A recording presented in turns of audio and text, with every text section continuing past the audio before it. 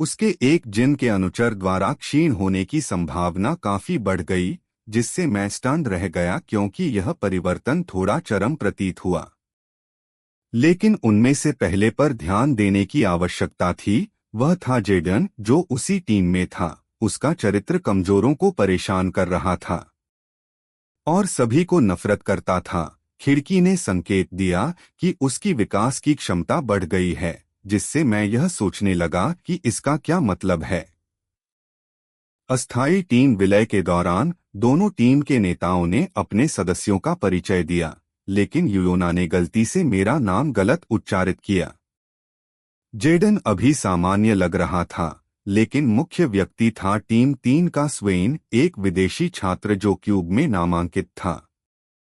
कई छात्रों की तरह स्वेन ने चाय नियन की प्रशंसा की और क्यूब के शीर्ष प्रतिभाओं में से एक बनने की आकांक्षा की, हालांकि उसकी इच्छाओं के विपरीत। क्यूब के अधिक असाधारण प्रतिभाओं का सामना करते हुए वह केवल एक औसत छात्र बना रहा। बार बार असफलताओं ने उसे हीन और निराश महसूस कराया। अंततः शक्ति प्राप्त करने के लिए स्वेन ने एक जिन के साथ अपनी आत्मा बेच दी ताकत के बदले। हालांकि विंडोज अलर्ट ने मुझे अभी बताया कि इस दंगन राइड में स्पेन शायद जल्द ही एक जिन के रूप में जागृत हो सकता है। हम अनुकरणीय राइड के लिए डंगन में प्रवेश करना शुरू कर चुके थे। मुझे सतर्क रहना था, खासकर स्पेंस की हरकतों के बारे में। ऐसे वातावरण में कोई भी विसंगति गंभीर परिणामों का कारण बन सकती है। आपको इस तरह से अपनी चौकसी नहीं छोड़नी चाहिए। दंगन में मैंने तेजी से जेडन का हाथ झटक दिया। यह देखकर एडेन ने समझा और मेरी खराब स्वभाव पर टिप्पणी की, और यह कि मेरे बारे में कई अफवाहें फैल रही थीं। यह सुनकर मुझे गुस्से की लहर महसूस हुई। हाल ही में मेरी क्यूब अकादमी में प्रतिष्ठा बहुत खराब रही थी, मुख्य रूप से विश्व स्तर की अफवाहों के कारण, जो कहती थीं कि मैंने अपनी छात्र स्थिति का उपयोग दूसरों को डराने और धमकाने के लिए किया, और शहर के सुख सुविधाओं में लिप्त होने की अन्य अफवाहें। हर सप्ताहांत मुझे पता था कि ये सभी शिन जोंग हक और उसके समूह के काम थे। हालांकि मुझे इसके कारण बहुत एसपी मिला। टीम के सदस्यों द्वारा मुझे अदृश्य मानने का कारण शायद यही था। जैसे ही हम आगे की टीम के प्रवेश की प्रतीक्षा कर रहे थे, टीम में सभी खुश लग रहे थे, सिवाय मेरे। डंगन उतना विशाल था जितना प्रशिक्षक ने वर्णित किया था, और कुछ मिनटों की पैदल यात्रा के बाद सभी रास्ते में कई शाखाओं के कारण रुक गए। आयोना और जेडन मौके पर चर्चा कर रहे थे। जेडन वास्तव में चाहता था कि उनकी टीम आर्चर को चुने, लेकिन मैंने पहले ही प्रवेश संख्या 6 लेने का सुझाव दिया था, जिससे जेडन अप्रत्याशित रूप से नाखुश हो गया। यूयोना ने मुझे सुनने का निर्णय लिया और तुरंत छठे रास्ते को चुना, जेडन को बताते हुए कि हालांकि किम हा जिन शायद ज्यादा नहीं है, उसकी आंखें अभी भी काफी अच्छी हैं। मुझे उसकी वजह से कोई परवाह नहीं थी। मैं अंततः उस शाखा में प्रवेश कर सका जो चाई नियन की टीम का सामना करने की ओर ले जाती थी, जैसा कि मैंने चाहा था। अगर स्वेन आज यहाँ एक जिन के साथ एक संधि करता है, तो चाइना और अकेले इसे सहन नहीं कर पाएगी अगर वह मुसीबत में पड़ जाती है। सभी बाद की कथाएं अव्यवस्थित हो जाएंगी। अंततः जेडन ने भी रास्ता 6 लेने पर सहमति जताई। उसने चुपचाप मेरा मजाक उड़ाया कि मैं ध्यान आकर्षित करने की कोशिश कर रहा हूं, लेकिन मैंने उसे बस इतना कहा कि उसे आगे के राक्षसों से निपटने के बारे में सोचना चाहिए।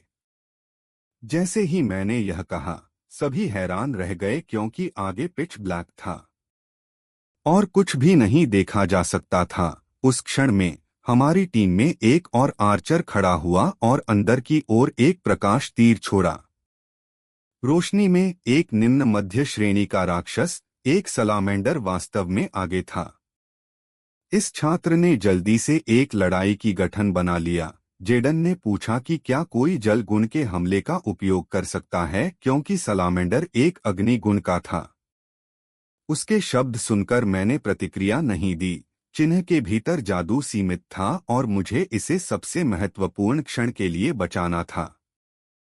टीम में किसी के पास पानी के गुणों का जादू नहीं होने के कारण योना ने सीधे सामने से हमले का प्रस्ताव रखा। उसने उस राक्षस के खिलाफ पहल की और जैसे ही सालामेंडर ने आग उगलने की कोशिश की, उसे उसके मुंह के चारों ओर उसकी लाठी से तेजी से बांध दिया गया। छात्रों की पंक्ति में योद्धाओं ने हमलों के साथ आगे बढ़ाया और सभी के सहयोग से राक्षस कुछ ही सेकंड में मारा गया। योना की शक्ति वास्तव में तेजी से बढ़ रही थी और उसकी लाठी से निकलने वाली बिजली ने संकेत दिया कि वह ज्ञान के कगार पर थी। हम आगे बढ़ते रहे और जैसे जैसे हम करीब पहुंचे, मैंने महसूस किया कि आगे का वातावरण भयानक और तनावपूर्ण होता जा रहा था। मुझे सतर्क रहना था, खासकर जब हम चायान की टीम के रास्ते के करीब पहुंचे, जहां कोई भी विसंगति गंभीर परिणाम ला सकती थी।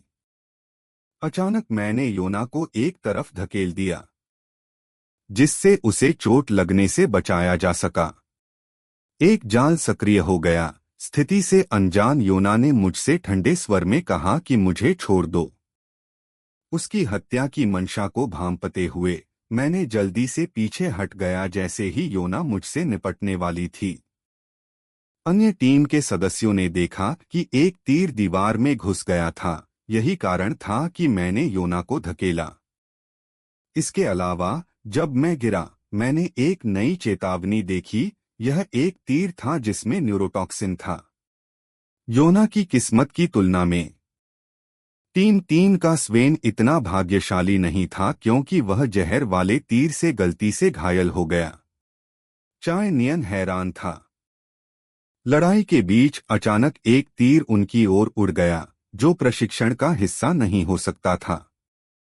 इसके अलावा चायनियन ने देखा कि हालांकि यह एक प्रशिक्षण दंगन होना चाहिए था, अंदर के राक्षस असामान्य रूप से शक्तिशाली थे।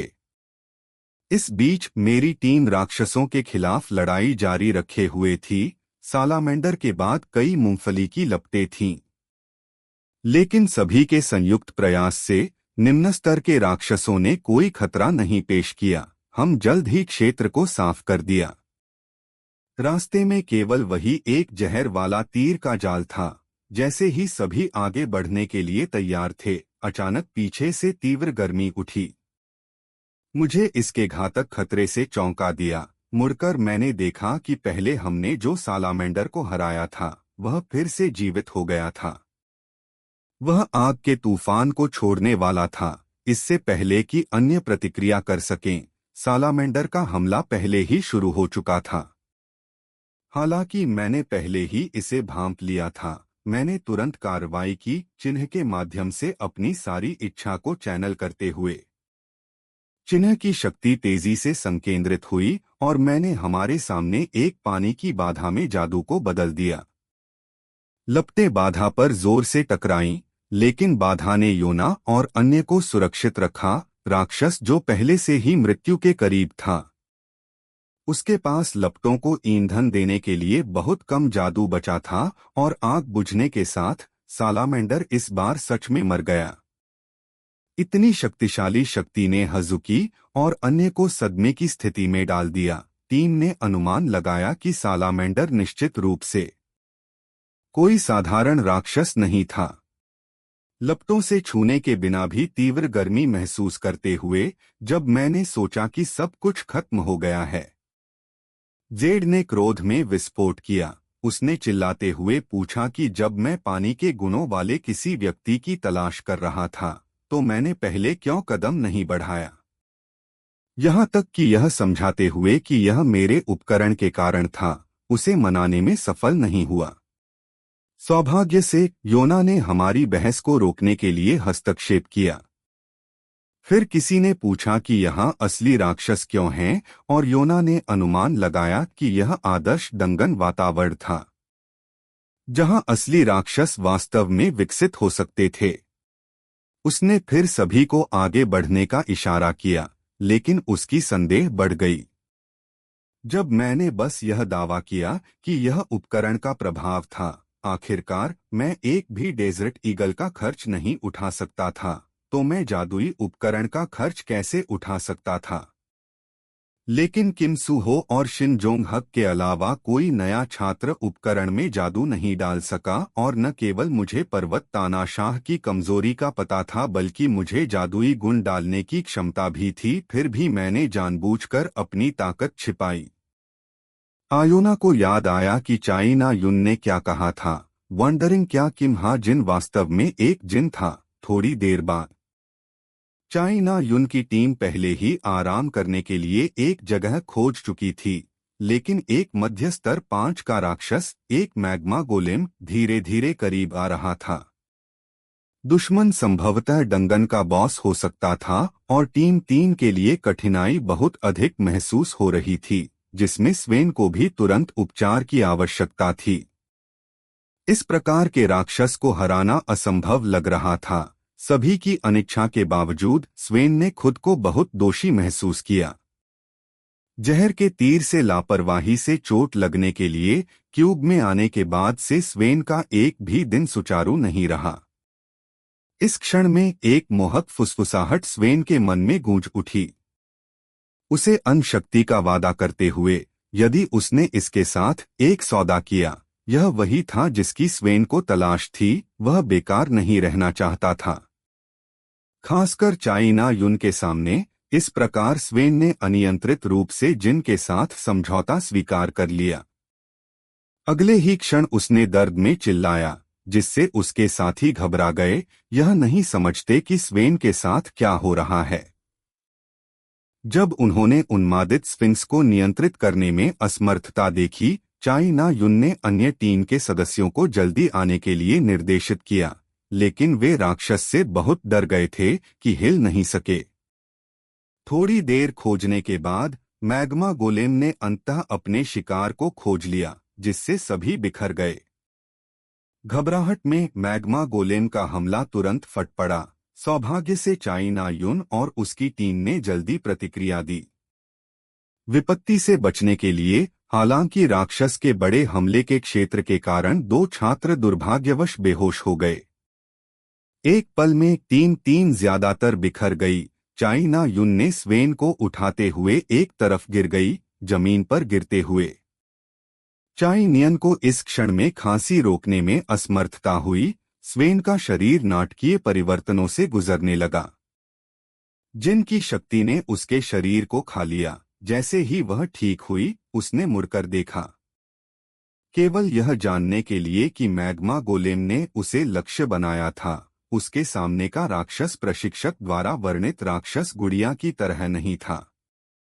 चाइनियन ने महसूस किया कि यह एक असली राक्षस था। उसने कभी नहीं सोचा था कि वह एक प्रशिक्षण अभ्यास में मर सकती है। जैसे ही बॉस राक्षस का पिघला हुआ लावा फटने वाला था, एक बुलेट जो बर्फ से भरा हुआ था, मैग्मा स्टोन गोलेम की गर्दन पर सटीक रूप से लगी। बर्फ जादू ने राक्षस के शरीर में प्रवेश किया, अस्थायी रूप से इसे जमा दिया। चाइनियन एक पल के लिए स्टन्ड हो गई और मैग्मा गोलेम के पीछे शूटर और कोई नहीं बल्कि मैं था, जो ठीक समय पर पहुंचा था। हमारे साथी ने आगे बढ़ने की कोशिश की, केवल यह जानने के लिए कि कोई रास्ता नहीं था। ऊंची पत्थर की दीवार द्वारा अवरुद्ध जेडन ने कुछ गुस्से में मुझसे पूछा, क्या तुमने नहीं कहा था कि इस रास्ते का अंत बॉस राक्षस की ओर जाता है? मैं भी उलझन में था, क्योंकि जब मैंने पहले अपनी 1000 मील की आंख का उपयोग किया था, वहां कोई दीवार नहीं थी। लेकिन मैंने फिर भी यह दावा किया कि बॉस इसके पीछे है, और जेडन को दीवार तोड़ने का सुझाव दिया। हालांकि असंतुष्ट, जेडन ने जल्दी बाहर निकलने के लिए दीवार पर पूरी ताकत से वार किया। परिणाम स्पष्ट था, मजबूत झटका ने उसके हाथों को सुन्न कर दिया। भले ही हमले में जादू भरा हुआ था, यह अप्रभावी था, यह संकेत करते हुए कि दीवार बहुत मोटी थी। ठीक उसी समय अजुकी ने अचानक सभी को बुलाया। यह पता चला कि दीवार के शीर्ष पर एक दरार थी, इसलिए मैंने क्राउलिंग करने का सुझाव दिया। तभी अचानक अजुकी ने सभी को बुलाया। पता चला कि दीवार के ऊपर एक दरार थी, इसलिए मैंने क्राउलिंग करने का सुझाव दिया। लेकिन दीवार 10 मीटर से अधिक ऊंची थी और जेडन ने शिकायत की कि यह असंभव था। मैंने पहले कोशिश करने का निर्णय लिया, क्योंकि दूसरी तरफ की स्थिति अच्छी नहीं हो सकती। मेरी पार्कौर महारत का उपयोग करते हुए खुरदरी दीवार मेरे लिए सपाट जमीन की तरह थी। थोड़ी ही देर में मैं दरार तक पहुंच गया। जैसे ही मैं उसमें से क्रॉल्ड हुआ, अचानक चारों ओर से एक विशाल कंपन हुआ, जिससे जेडन और भी अधिक जिज्ञासु हो गया कि दीवार के दूसरी तरफ क्या हो रहा था। वर्तमान में लौटते हुए दानव पर बर्फ धीरे धीरे वाष्पित हो रही थी और केवल कुछ सेकंड ही हुए थे, अप्रत्याशित रूप से यह फिर से हिलने लगा था। मैंने जल्दी से शैना युन को शाउटेड किया, उसे बताया कि वह बस वहां बैठी न रहे, क्योंकि दर्द का दानव अब मुझे निशाना बना चुका था। उस क्षण में 2 हमलों ने मैग्मा पत्थर दानव की क्रियाओं को बाधित किया, जो हाल ही में बिखरे हुए टीम के 3 सदस्यों से आए थे। अपनी टीम के साथियों को आते देखकर चाई नियन ने अंततः खुद को जुटाया। उसने जल्दी से अपना धनुष उठाया। उसने उसे शक्ति के साथ खींचना शुरू किया और अपनी टीम के साथियों से कहा कि उसे कुछ समय खरीदे। यह सुनकर अन्य छात्रों ने वीरता से लड़ाई की और अप्रत्याशित रूप से स्वेन, जो जहर से प्रभावित था, फिर से प्रकट हुआ और यहाँ तक कि मैग्मा गोलेम को घायल करने में भी सफल रहा।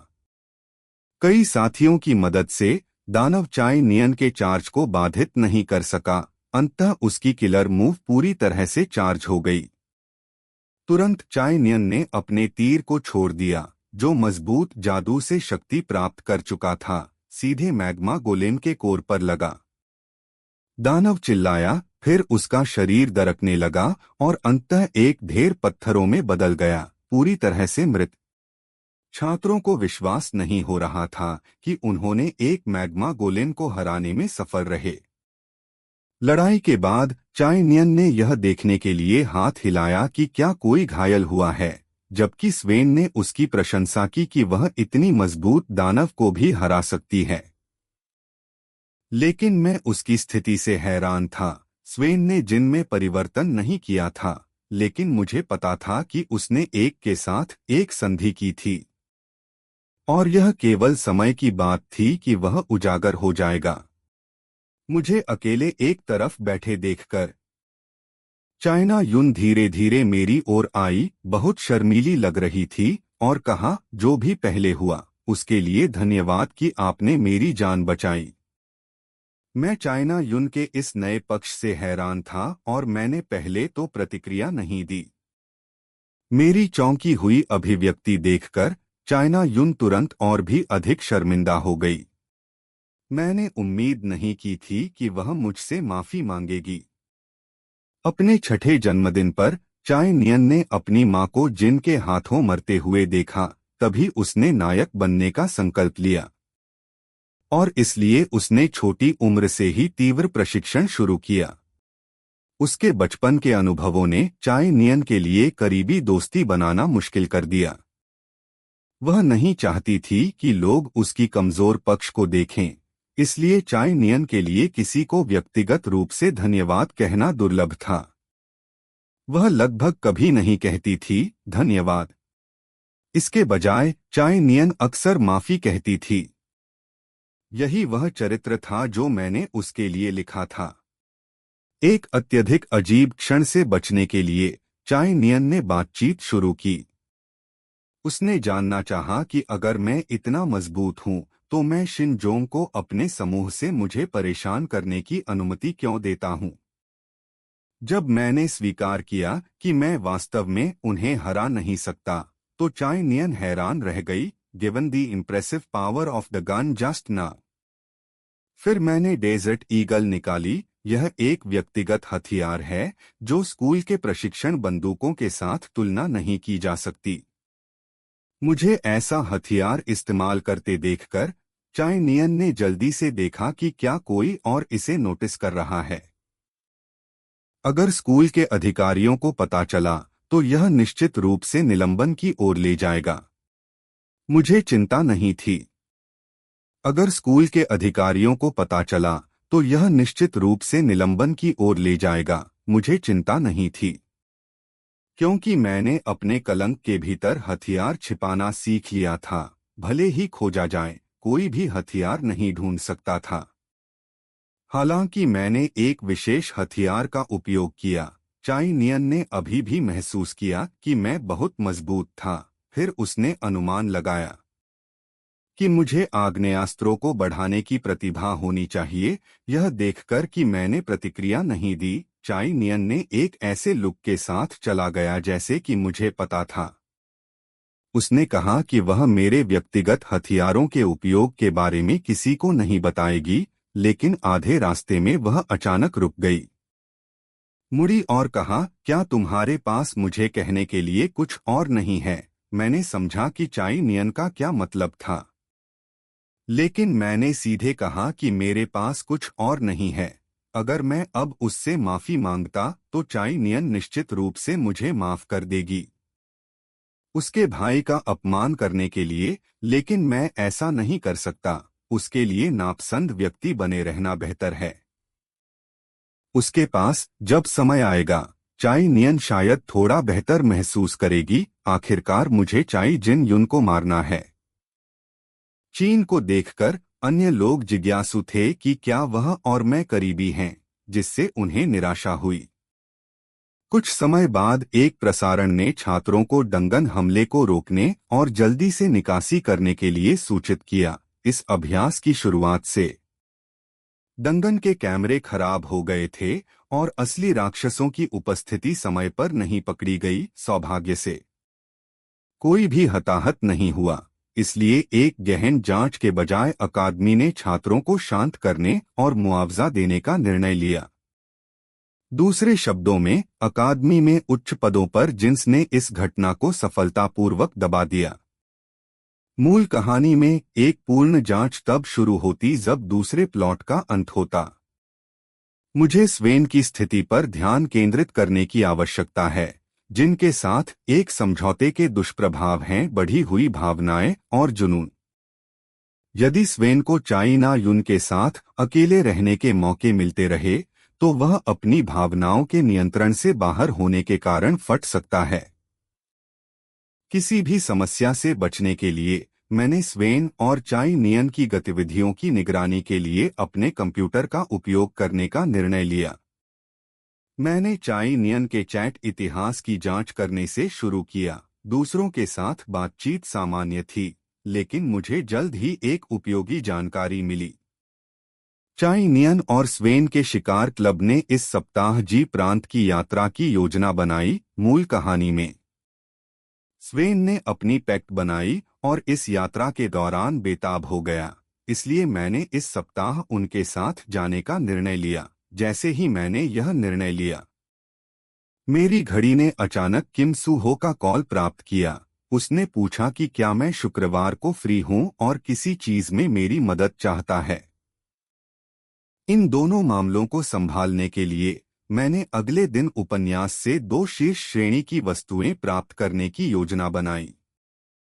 मैं सीधे जी प्रांत के गैरी पर्वत के लिए रवाना हुआ, जिसे मार्शल आर्टिस्टों के लिए प्रशिक्षण का मक्का कहा जाता है। गैरी पर्वत खजाने के शिकारियों को भी आकर्षित करता है, और साहसी लोग इसकी दुर्लभ वस्तुओं के कारण, विशेष रूप से इसकी प्रसिद्ध जिनसेंग, मुझे गैरी पर्वत से परिचित कराने वाला साहसी व्यक्ति उनमें से एक है।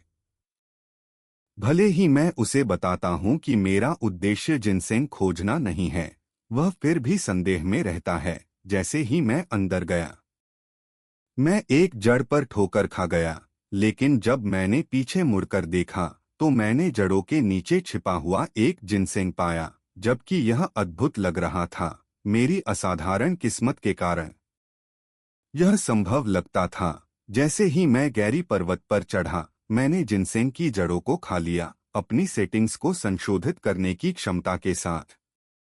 जड़ खाने से अस्थायी रूप से मेरे सभी सुधार योग्य आंकड़ों में 2 अंक बढ़ गए। हालांकि जिनसेंग का एक हिस्सा जल्दी खाने में कुछ हद तक बर्बाद था, क्योंकि पूरी जड़ को बेचना आसानी से मेरे कर्ज को चुकता कर सकता था।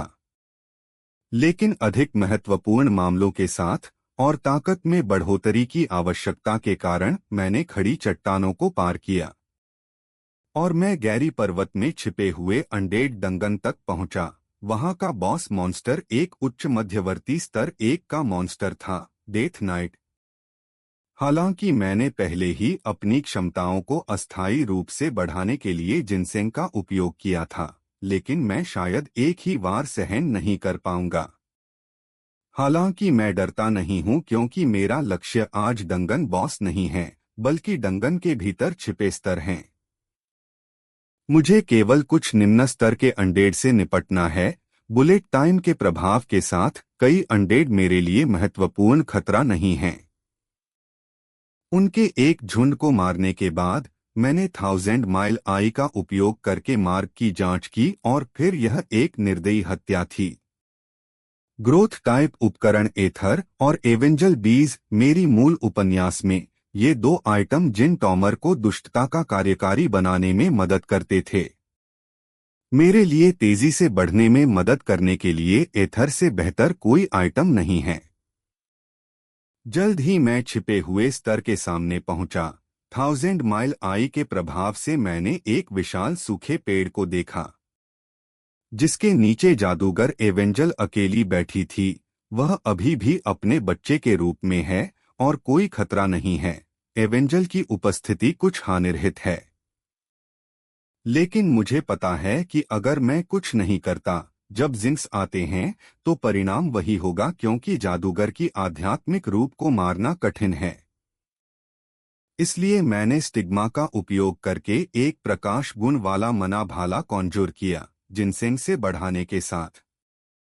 मुझे ऐसा लगा जैसे मैं यूयुन्ना और अन्य की तरह एक मास्टर बन गया हूं। जैसे ही भाला युवा जादूगर पर लगा, मैंने देखा कि वह तुरंत नहीं बिखरी। जादूगर के धीरे धीरे गायब होने में कुछ मिनट लगे, अंततः मेरे सामने प्रकाश में विलीन हो गई। हालांकि इसका मतलब यह नहीं है कि जादूगर का जीवन पूरी तरह से समाप्त हो गया है। शेष बीज वह कुंजी आइटम है जो निराशा की जादूगर को जन्म दे सकता है। बीज के बगल में ग्रोथ टाइप तरल उपकरण एथर है। आइटम सुरक्षित करने के बाद मैंने उसी रास्ते पर वापस लौटने का निर्णय लिया। शाम तक मैं अंततः छात्रावास लौट आया। एथर को सफलतापूर्वक पहनने के कारण, इसके स्वामित्व के प्रभाव के कारण मेरी सभी अपग्रेड करने योग्य क्षमताएं 0.6 से बढ़ गईं और यह उपकरण अपने मालिक और प्रभाव को नहीं बदल सकता, जिससे मैं बहुत संतुष्ट हूं। अब मैं अंततः क्यूब छात्र के मूल स्तर पर पहुंच गया हूं। अगला मैं वायलेट बैनक्वेट पर शेष जिनसेंग को सूचीबद्ध करने की योजना बना रहा हूं, क्योंकि मैं अभी भी धन की कमी में हूं। आज की यात्रा वास्तव में फलदायक थी। सबसे बड़ा लाभ एवेंजल बीज था। मेरे सामने हालांकि निराशा की जादूगर एक खलनायक की तरह लगती है, अगर मैं उसे सही तरीके से पालूं। वह निश्चित रूप से एक महान सहयोगी बन सकती है। बीज को अंकुरित करने की विधि सरल है, बस पानी के बजाय एक छोटे से ताजे रक्त का उपयोग करें। हालांकि जादूगर की स्वभाव उस रक्त पर निर्भर करता है जिससे उसे खिलाया जाता है, इसलिए मुझे सावधानी से विचार करना होगा। लेकिन नायक समूह से रक्त प्राप्त करना बहुत कठिन है, इसलिए अंकुरित करना अभी के लिए इंतजार करना होगा। दिन से थका हुआ मैं सोने की तैयारी कर रहा था, क्योंकि कल एक कठिन लड़ाई होने की संभावना है। अगले दिन शिकार क्लब के सदस्य जी प्रांत के खनिज वसंत पर इकट्ठा हुए और स्वाभाविक रूप से मैं उनमें से एक था। यह क्लब हर महीने हानिकारक पक्षियों और जानवरों को लक्षित करने के लिए शिकार यात्रा का आयोजन करता है। मैं आज के परिदृश्य के बारे में भी कुछ अनिश्चित हूँ, मुख्य रूप से क्योंकि मैंने केवल सामान्य अंत का वर्णन किया था। मूल कहानी में चाइनियन गंभीर रूप से घायल हो जाता है, जबकि स्वेन एक दानव मानव के आतंक के परिणामस्वरूप मर जाता है। यह परिदृश्य किम सू हो को चाई नियन पर अधिक ध्यान देने के लिए डिजाइन किया गया था, जब कई लोग मानने लगे कि जिन उसे निशाना बना रहे हैं। यह तब भी है जब योना का अपहरण एक जिन द्वारा किया जाता है, हालांकि यह आदमी स्वेन है। उसने अभी तक पागल होने के कोई संकेत नहीं दिखाए हैं, फिर भी वह एक दानव की शक्ति को थोड़ा नियंत्रित कर सकता है, और मुझे लगभग यकीन है कि मैं उसे हरा नहीं सकता। अपनी वर्तमान ताकत के साथ अगर स्वेन आज मूल कहानी की तरह मर सकता तो मुझे और चिंता नहीं करनी पड़ती। जबकि मैं स्वेन पर नजर रख रहा था, चाइना यिन ने भी देखा कि मुझे उनकी निगरानी करनी चाहिए, भले ही मैंने पहले उदासीनता दिखाई हो। अब मैं स्पष्ट रूप से उनके चारों ओर मंडरा रहा था। चाइना यिन यह सोचने पर मजबूर हो गई कि क्या मेरे लिए उसके प्रति कोई भावना है। यह देखकर स्वेन ने अचानक उसे सावधान रहने की याद दिलाई, क्योंकि हाल ही में गायब होने की घटनाएं बढ़ गई थीं। लेकिन जब चाई नियन ने कहा कि उसे नहीं लगता कि मैं ऐसा व्यक्ति हूं, स्वेन के होंठ तुरंत बदल गए। थोड़ी देर बाद शिकार की कार्रवाई शुरू हुई।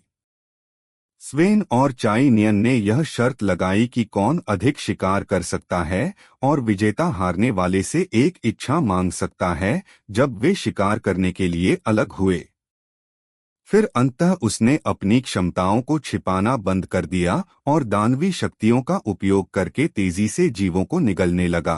थोड़ी देर बाद चाइना युन की आवाज आई। उसने आज के ट्रॉफी को उठाया, यह सोचते हुए कि उसने जीत हासिल की है। लेकिन स्वेन के पीछे शिकार देखकर चाइना युन की आंखें आश्चर्य से फैल गईं। बेबस होकर उसे शर्त का सम्मान करना पड़ा, और फिर उसने स्वेन से पूछा कि उसकी इच्छा क्या थी। अप्रत्याशित रूप से उसने बिना किसी हिचकिचाहट के चाइना युन के प्रति अपने भावनाओं का इजहार किया। स्वेन की इच्छा चाइना युन के साथ डेट पर जाने की थी। छायाओं में से देख रहे मुझे बिल्कुल आश्चर्य नहीं हुआ। दानव स्वेन ने अपनी एक इच्छा के साथ एक संधि की थी, और उसके इच्छाएं जिन्न बनने के बाद से बढ़ गई थीं।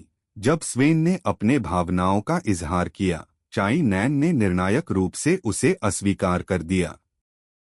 उसने समझाया कि कोई भी एक हफ्ते से कम समय से जानने वाले व्यक्ति के प्रति इजहार को अस्वीकार करेगा। यह सुनकर स्वेन बहुत निराश दिखाई दिया। चाई नियन ने यह भी जोड़ा कि वह अपने से मजबूत किसी को पसंद करती है, इसलिए वह कभी भी स्वेन की भावनाओं को स्वीकार नहीं कर सकती। जैसे ही चाइना युन जाने लगी, स्वेन खुद को नियंत्रित नहीं कर सका और अचानक बेखबर चाइना युन पर हमला कर दिया। उसके उन्मत्त हमले के बाद स्वेन को लगा कि उसने सफल हो गया है, लेकिन मैं समय पर पहुंच गया और अधिकांश नुकसान को एक एथर ढाल के साथ रोक दिया। मैं शुरू में चाइना युन की स्थिति की जांच करना चाहता था, लेकिन दानवीकृत स्वेन मेरे प्रतिक्रिया करने से बहुत तेज था। मुझे ले जाते हुए देख चाई नियन ने मुझे बचाने की कोशिश की, लेकिन उसकी धनुष पहले ही टूट चुकी थी। संकट के क्षण में चाई नियन ने अपनी हाथों को एक तलवार की तरह इस्तेमाल किया, तेजी से अपनी हथेलियों के बीच जादू केंद्रित करते हुए। स्वेन पूरी तरह से दानवीकरण के सामने, चाई नियन ने अंततः अपने कार्य में हिचकिचाना बंद कर दिया। शक्तिशाली जादू ने पूरे क्षेत्र को ढक लिया। मेरी उपन्यास में कभी कभी ऐसे पात्र होते हैं जिनमें महान संभावनाएं होती हैं, जो गलत हथियार चुनने के कारण अपनी क्षमताओं को पहचानने में असफल रहते हैं, और चाई नियन उनमें से एक थी। चाई नियन की प्रतिभा कभी भी धनुष के लिए नहीं थी। अगर उसने एक तलवार का उपयोग किया होता तो वह किम सुहो के बराबर होती। गुस्से में चाई नियन ने अपनी भयानक ऊर्जा तलवार को घुमाया और उस प्रहार के साथ दानवीकृत स्फिंक्स का विनाश कर दिया। केवल अवशेष छोड़ते हुए चाई नियन भी अपनी शक्ति से डर गई, और मैं उस तकनीक के बारे में जिज्ञासु था जिसका उसने अभी उपयोग किया था। उसे खुद नहीं पता था। फिर उसने मुझसे पूछा कि मैं कैसा हूं, और जब उसने सुना कि मैं ठीक हूं, चाई नियन ने अंततः मुस्कुराया, लेकिन अगले ही सेकंड उसे चक्कर आया और फिर मेरे सामने गिर गई। बाद में उस शाम चाई नियन धीरे धीरे जाग गई, अभी भी कुछ सुस्त। उसने देखा कि वह मेरी पीठ पर है। यह देखकर कि वह जाग नहीं रही थी, मैंने उसे पहाड़ से नीचे ले जाने का फैसला किया। अब जागने पर चाइना ने मुझसे फुसफुसाते हुए कहा कि मुझे उसे नीचे रखने के लिए कह रही है, लेकिन जैसे ही उसने खड़े होने की कोशिश की, उसने कमजोरी महसूस की और फिर से गिर गई। वह घबरा गई क्योंकि वह अपने पैरों को बिल्कुल भी नियंत्रित नहीं कर पा रही थी, भ्रमित। मैंने पूछा कि क्या उसने कभी जादुई थकावट का अनुभव नहीं किया।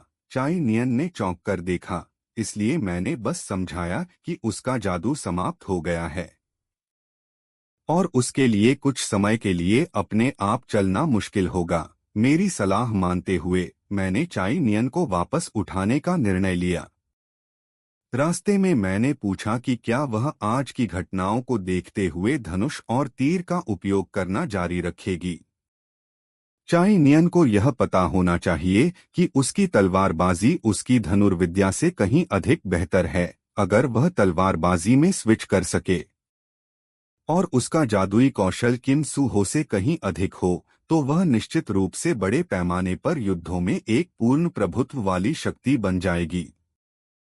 हालांकि चाई नियन की गुस्से में भरी गालियों को देखते हुए उसे वर्षों से प्रशिक्षित धनुष और तीर को छोड़ने के लिए मनाना असंभव सा लग रहा था। थोड़ी देर बाद हम उस परिवहन बिंदु पर पहुंचे जिसका मैंने उल्लेख किया था। मुझे छात्रावास के कर्फ्यू से पहले वापस जाना था और यह देखकर चाई नियन ने जल्दी से मुझसे कहा कि मुझे उसे साथ ले चलूं, क्योंकि वह अभी भी स्वतंत्र रूप से नहीं चल पा रही थी। अगले दिन चाई नियन पर एक जिन के हमले की खबर स्कूल में तेजी से फैल गई। कक्षा के बाद मैंने अपनी नियुक्ति के लिए जाना। कक्षा का दरवाजा खोलते ही किम सू हो, जिसने मुझे आने के लिए कहा था, पहले से ही इंतजार कर रहा था। लेकिन वह अकेला नहीं था। किम होरक, शिन जोंग हक, युयोना और अंत में ये यंग हान भी वहां थे। ऐसा लग रहा था कि सभी प्रमुख पात्र एक साथ इकट्ठा हो गए हैं। शिकार क्लब की घटना के एक दिन पहले जब किम सूहो ने मेरी मदद मांगी, उसने समझाया कि हाल ही में क्यूब में गायब होने की घटनाओं में वृद्धि के कारण और संस्थान की इच्छा की बाहरी लोगों को शामिल न किया जाए। उन्होंने प्रत्येक कक्षा से कुछ छात्रों का चयन करने का निर्णय लिया ताकि जांच की जा सके। हालांकि स्कूल अपनी खुद की गहन जांच करेगा, यह देखते हुए कि अपराधी संभवतः एक छात्र था। यह छात्रों द्वारा आंतरिक जांच का सुझाव दिया गया ताकि जल्दी परिणाम मिल सकें। जांच के लिए चुने गए प्रतिनिधि थे किम सूहो, शिन जोंग हक और चा इन आह युन, जिन्होंने अन्य लोगों को सहायता के लिए आमंत्रित किया। किम सूहो ने मुझे चुना क्योंकि उसे पता था कि मेरी दृष्टि तेज है और उसने उल्लेख किया कि चा इन युन ने मुझे सिफारिश की थी। मैंने सोचा कि मैं जो एसपी कमा सकता हूं, इसलिए मैंने किम सूहो की मदद करने के लिए सहमति दी। अब जब सभी लगभग आ चुके थे, चाई नियन को छोड़कर, जो अपनी चोटों के कारण नहीं आ सकी, किम सूहो ने मामले पर अपने सिद्धांत साझा करना शुरू किया। उसने पहले सुझाव दिया कि गायब होने के अपराधी और जिन्होंने नियन पर हमला किया, वे एक ही नहीं थे। किम सूहो का चाई नियन का सामान्य संदर्भ शिन जोंग हक की नाराजगी को भड़काता है। किम सूहो ने फिर उसका पूरा नाम लिया। कुल मिलाकर किम सूहो का मानना था कि जिनका अगला लक्ष्य संभवतः चा इन ह्यून था। उसने हमसे पूछा कि क्या हमारे पास किसी संदिग्ध का विचार था या हाल ही में किसी के अजीब व्यवहार का ध्यान दिया था। शुरू में मैं यह देखना चाहता था कि कहानी कैसे विकसित होती है, बिना जानबूझकर गति को बाधित किए। लेकिन 2 हफ्तों में 3 गायब होने की घटनाओं के साथ, जो मेरी मूल कहानी की तुलना में बहुत तेज थी, मुझे पता था कि सहलेखक ने संशोधन किए हैं। अगर यह जारी रहा तो पीड़ितों की संख्या उम्मीद से अधिक बढ़ जाएगी। चाई नियन के साथ हालिया अनुभव के बाद मैंने तय किया कि मैं स्थिति को नजरअंदाज नहीं कर सकता कहानी के लिए। इसलिए मैंने पहल की और अपनी संदेह व्यक्त की कि शैक्षणिक क्लब का अध्यक्ष युन ह्योन संदिग्ध है। कमरे में तुरंत चुप्पी छा गई। किम सूहो ने उल्लेख किया कि युन ह्योन पहले पीड़ित के करीब था और पहले ही उसकी जांच की जा चुकी थी, जिससे उसका अलिबाई साबित हुआ। मैं समझा रहा था कि उसने पीड़ित को अपने पास लाने के लिए हिप्नोसिस जादू का उपयोग किया होगा। जब शिन जोंग हैक ने तुरंत मेरे तर्क का विरोध किया। वह नहीं सोचता कि एक साधारण हिप्नोसिस जादूगरों के अभिजात वर्ग को आज्ञाकारी रूप से सुनने के लिए मजबूर कर सकता है। इस समय योना ने मुझ पर पलटवार किया, यह पाते हुए कि युन ह्योन के पास एक अलिबाई होने के बावजूद मैं अपनी शंकाओं में अड़ा रहा। इसके अलावा योना ने महसूस किया कि युन ह्योन की तुलना में मैं जिन होने की अधिक संभावना थी। उसके शब्दों ने मुझे अविश्वसनीय बना दिया और किम सूहो ने भी मेरी रक्षा की, यह बताते हुए कि मेरे पास अपराधों के पहले से निर्धारित समय के दौरान टेलीपोर्टेशन रिकॉर्ड थे। योना ने फिर हिप्नोसिस जादू का मेरा पहले का उल्लेख उदाहरण के रूप में इस्तेमाल किया, यह तर्क करते हुए कि टेलीपोर्टेशन रिकॉर्ड को आसानी से फर्जी बनाया जा सकता है।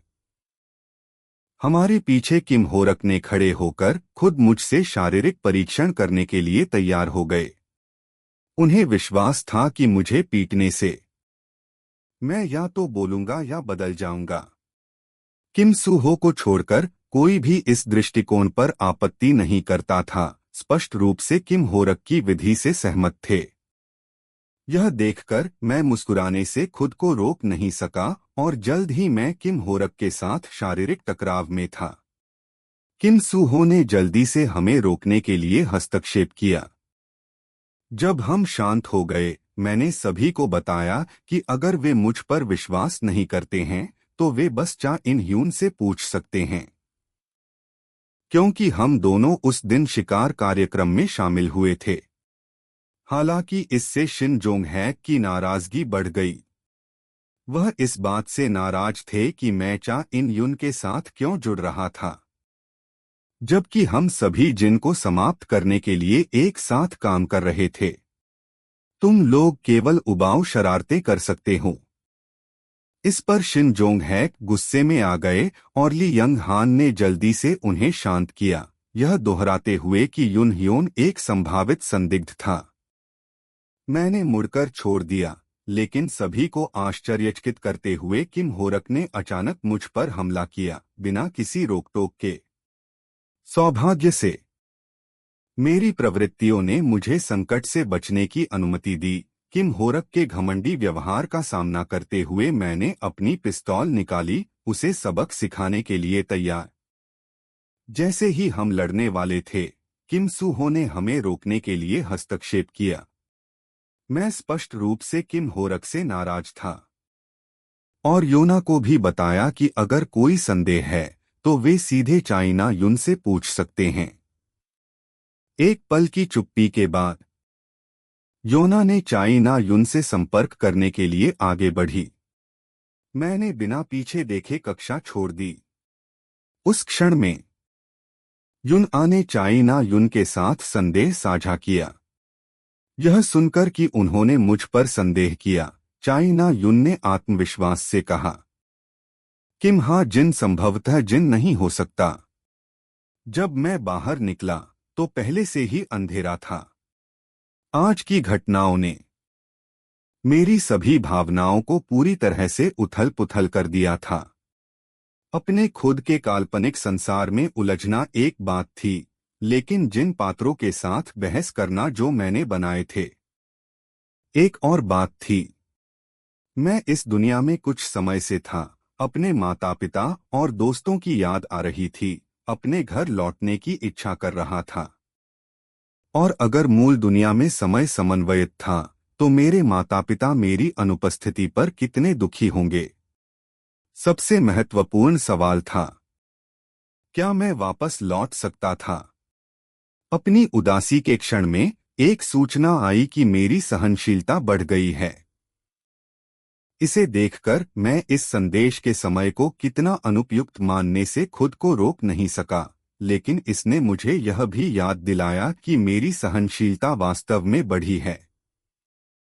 अन्यथा मैं अब तक वापस लौटने का रास्ता खोजने में हार मान चुका होता। उन्होंने मुझे घर लौटने के लिए और अधिक दृढ़ बना दिया। दूसरी ओर मुझे चलते हुए देखकर किम सूहो धीरे धीरे लौट आया।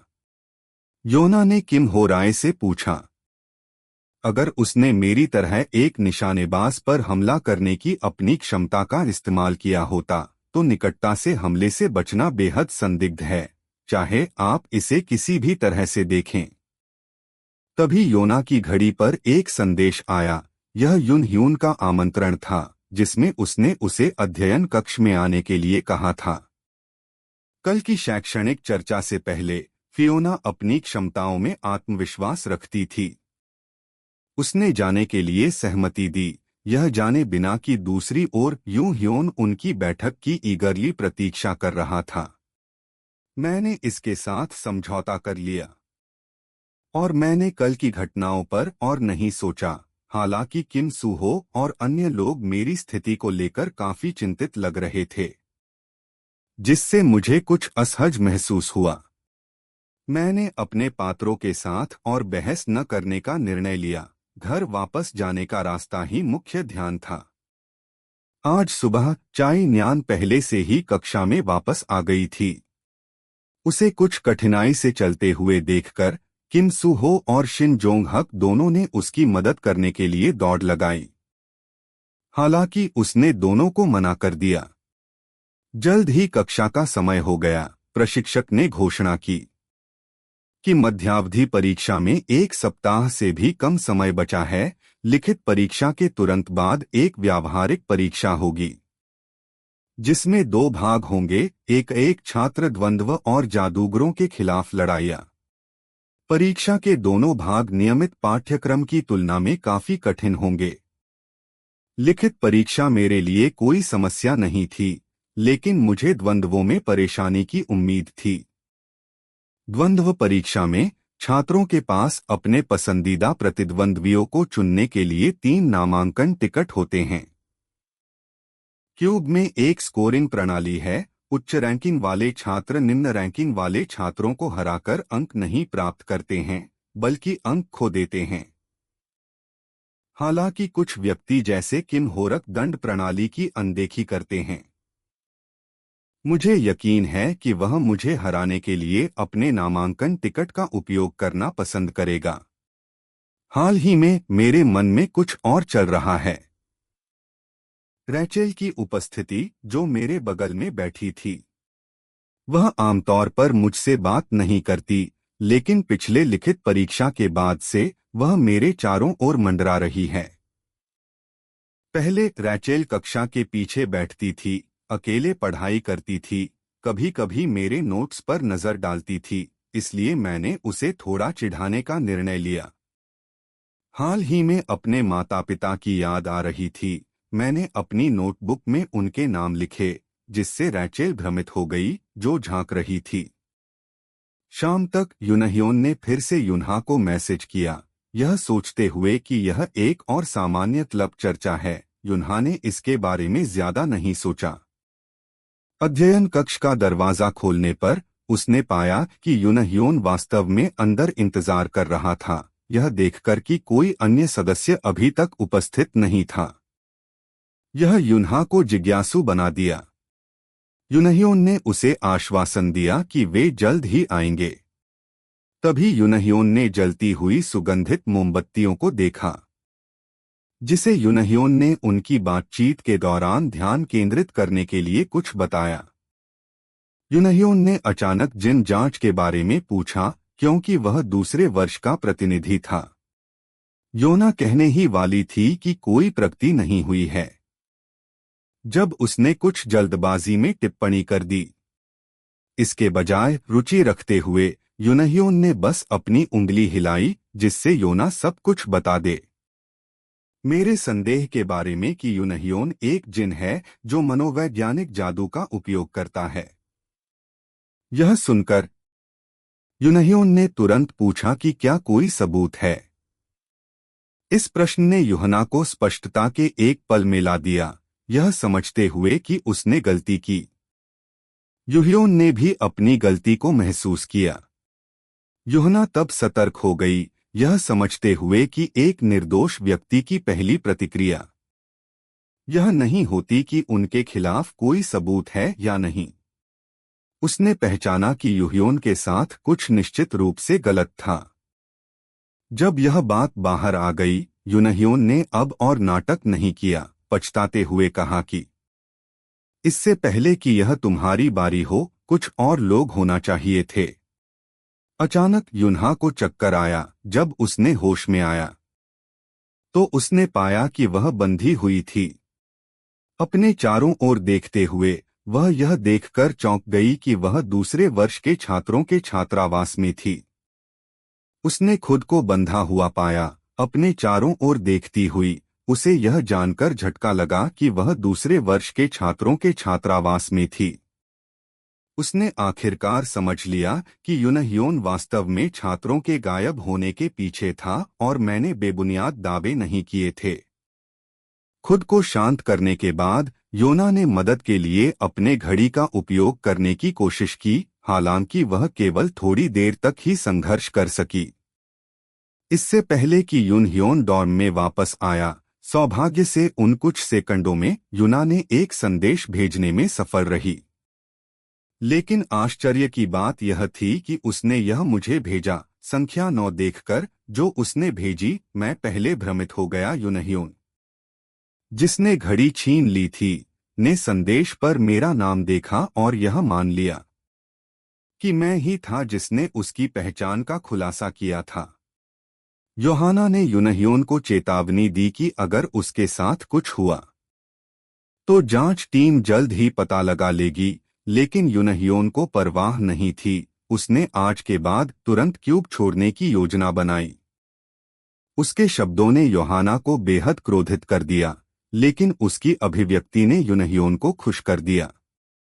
यूनह्योन ने खुलासा किया कि वह दानव लिलिथ के निर्देशों का पालन कर रहा था। यही कारण था कि उसने यूहना को निशाना बनाया।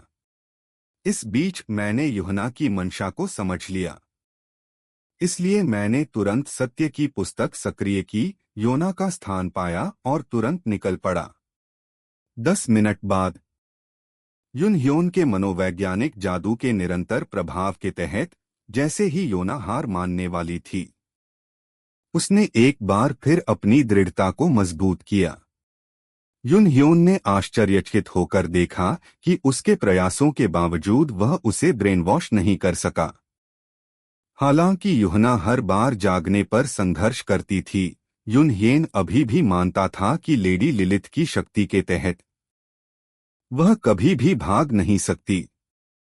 हालांकि अगले ही क्षण यूनह्योन को अचानक गोली मार दी गई, जो साधारण जादुई गोलियों की तरह नहीं थी। यह उसे अत्यधिक दर्द देती थी। घटनाओं के अचानक मोड़ ने यूहना की उम्मीदें बढ़ा दीं, जबकि यूनह्योन जमीन पर तड़प रहा था। अंततः मेरी आवाज धीरे धीरे स्मार्ट घड़ी के माध्यम से आई। मैं जानना चाहता था कि योना अब कैसा महसूस कर रही थी, उसे याद दिलाते हुए कि उसने पहले मुझ पर संदेह किया था और अब वह ही थी जो कैद में थी। यूनह्योन ने भी मेरी आवाज सुनकर मुझ पर शाप दिया, यह समझते हुए कि वह अपने घाव को ठीक करने के लिए देरी करने की कोशिश कर रहा था। मैंने मजाक में उसे याद दिलाया कि अपने प्रयास को बर्बाद न करे, क्योंकि जो गोली उसे लगी थी उसमें विशेष प्रभाव थे। यूनह्योन ने सोचा कि मैं छिपकर उसे छापामार कर रहा हूं, इसलिए उसने अपने चारों ओर बेतरतीब तरीके से हमला करना शुरू कर दिया। इस प्रक्रिया में अनजाने में यूहना को घायल कर दिया। यूनह्योन को अपनी उन्माद जारी रखते हुए देखकर मैंने शांति से उसे बताया कि और देखने की जरूरत नहीं है। मैं उससे कई मीटर दूर एक जगह था। उस क्षण में यूनह्योन पर और भी गोलियां लगीं। मैं झाड़ियों में सैकड़ों मीटर दूर था। मेरी डेजर्ट ईगल स्नाइपर राइफल में बदल गई थी। लंबी दूरी की शूटिंग वास्तव में अच्छी थी। मैंने यूहना को जोर से बताया कि उसने मुझे जो गोलियां दी थीं, वे शायद आज खत्म होने वाली थीं। और अगर उसमें कोई विवेक था, तो उसे अगली बार मेरे लिए बेहतर गोलियां तैयार करनी चाहिए। बोलते समय मैंने फिर से गोलियां भरीं और यून ह्योन भागने की कोशिश की। अपनी सभी रिजर्व खत्म करने के बाद मैंने अंततः आराम किया। मैंने योना से पूछा कि क्या वह ठीक है, और उसे झपकी लेने के लिए कहा, क्योंकि जांच टीम जल्द ही आने वाली थी। यह सुनकर योना ने खुद को जागृत रखने की कोशिश नहीं की और जल्द ही बेहोश हो गई। उसके अंतिम शब्द मुझसे धन्यवाद देने के प्रतीत हुए, लेकिन इतनी धीरे से कहे गए कि मैं उन्हें दूर से नहीं सुन सका। अगले सुबह योना ने धीरे धीरे अपनी आंखें खोलीं। उसने पाया कि वह अकादमी के चिकित्सा कक्ष में है और देखा कि किम सूहो बिस्तर के पास बैठा हुआ सेब छील रहा है। अचानक बैठकर योना ने जिज्ञासापूर्वक पूछा कि वह वहां क्यों है। जांच टीम आपकी देखभाल करने के लिए बारी बारी से आ रही है। योना को समझ नहीं आया कि वे सभी क्यों आए हैं। यह सुनकर किम सूहो ने बताया कि वह और शिन जोंग हक योना की चोटों के लिए जिम्मेदार महसूस करते थे। संक्षेप में, उन्होंने महसूस किया कि वे उसकी अच्छी तरह से रक्षा नहीं कर पाए और जांच टीम को खेद था। लेकिन योना ने इसे इस तरह नहीं देखा। उसने सोचा कि यह घटना उसकी अपनी गलती थी। फिर उसने पूछा कि क्या वह व्यक्ति आया था। यह सुनकर किम सूहो उलझन में पड़ गया। उसे नहीं पता था कि वह किसकी बात कर रही है। यह देखकर योना ने जल्दी से अपना सिर मोड़ लिया, मेरा नाम नहीं लेते हुए।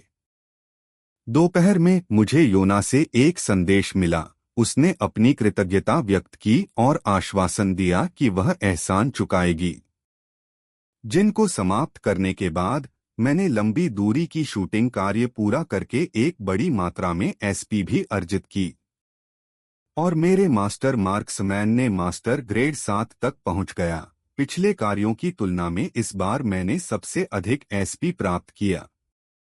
मुख्य कहानी के प्रतिकूल को व्यक्तिगत रूप से समाप्त करना एक महत्वपूर्ण पुरस्कार देता है। हालांकि मैंने अपनी क्षमता को बढ़ाने के लिए कई एसपी का उपयोग किया। युन ह्यून की लंबी दूरी की शूटिंग के लिए सबसे महत्वपूर्ण बात यह थी कि मैंने युन आह को सफलतापूर्वक बचा लिया। उस क्षण में किसी ने मेरे नाम को रेस्तरां में बुलाया। कल मैंने पार्क स्यू योग से संपर्क किया था। अचानक जैसे ही वह पास आया, पार्क स्यू योग तुरंत घुटने के बल बैठ गया। उसे चिंता थी कि मैं अनुबंध रद्द करना चाहता हूं और उसने मुझसे फिर से विचार करने की प्रार्थना की। यह देखकर मैंने बेबसी से समझाया कि ऐसा नहीं था। मैंने आज उसे एक ही कारण से बुलाया था। मुझे एसएच एंटरटेनमेंट में बड़ी संभावनाएं दिखीं। इसलिए मैंने उनके लिए पैसे लगाने की योजना बनाई।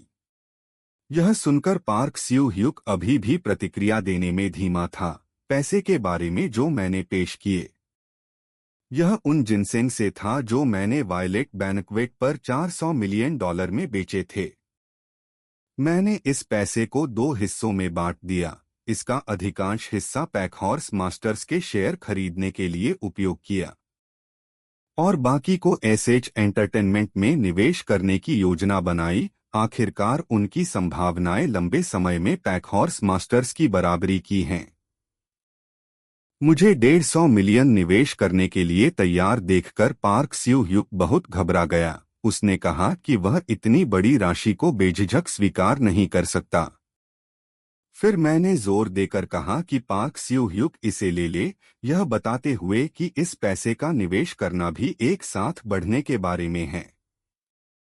मैंने उसे सलाह दी कि वह एक अच्छा जादुई बैग और एक उच्च उपयोगिता वाहन खरीदे जब वह लौटे, ताकि उनके काम को बेहतर तरीके से सुविधाजनक बना सके। सहयोग पर चर्चा करने के बाद जब लगभग दोपहर हो गई तो मैंने उससे विदा ली। उसी समय कहीं एक परित्यक्त फैक्ट्री में एक भूतिया जैसी छाया धीरे धीरे जमीन से उभरी, अंततः एक युवा लड़के को प्रकट करते हुए। उसने नेता से पूछा कि अब क्या करना है। अब जब पैक हॉर्स मास्टर्स सार्वजनिक हो गए हैं तो उसके ऊपर के नेता के पास केवल एक उत्तर था, वस्तु को पकड़ना और बाकी को नजरअंदाज करना। लड़के के पास कुछ समाचार भी साझा करने के लिए था, जिसमें यह शामिल था कि कोई लगातार पैक हॉर्स मास्टर्स के शेयर खरीद रहा था। दूसरी खबर यह थी कि वायलेट बैंक्वेट पर कई नए दिलचस्प होम पेज थे और लड़के ने एक को द ट्रुथ एजेंसी कहा। संदिग्ध क्योंकि यह किसी भी प्रश्न का उत्तर देने का दावा करता था, उसने सोचा कि क्या एक कमीशन पोस्ट करने की कोशिश करनी चाहिए, लेकिन नेता द्वारा उसे रोका गया। नेता के मुंह से यह सीखा गया कि लड़के का नाम ड्रोन था, लेकिन नेता ने रोक दिया। नेता के मुंह से यह पता चला कि लड़के का नाम ड्रोन था। नेता को कुछ चिड़चिड़ा देखकर ड्रोन ने विषय बदल दिया और फिर आगामी मध्यकालीन परीक्षाओं का जिक्र किया, क्यूब में यह नोट करते हुए कि छिपकली दस्ते को किम सू हो और शिन जोंग हक पर ध्यान देना चाहिए। और नेता खुद यह देखना चाहती थी कि क्या कोई उपयोगी है। जैसे जैसे दिन बीतते गए, क्यूब के मध्यकालीन व्यावहारिक परीक्षा आखिरकार आ गई। परिसर विभिन्न गिल्डों, संघों और नियोक्ताओं के लिए पूरी तरह से खुला होगा ताकि वे अवलोकन कर सकें, और छात्रों के माता पिता भी उपस्थित होंगे। दुनिया भर के लोग एक जीवंत वातावरण में इकट्ठा हुए थे जो त्योहार की तरह लग रहा था।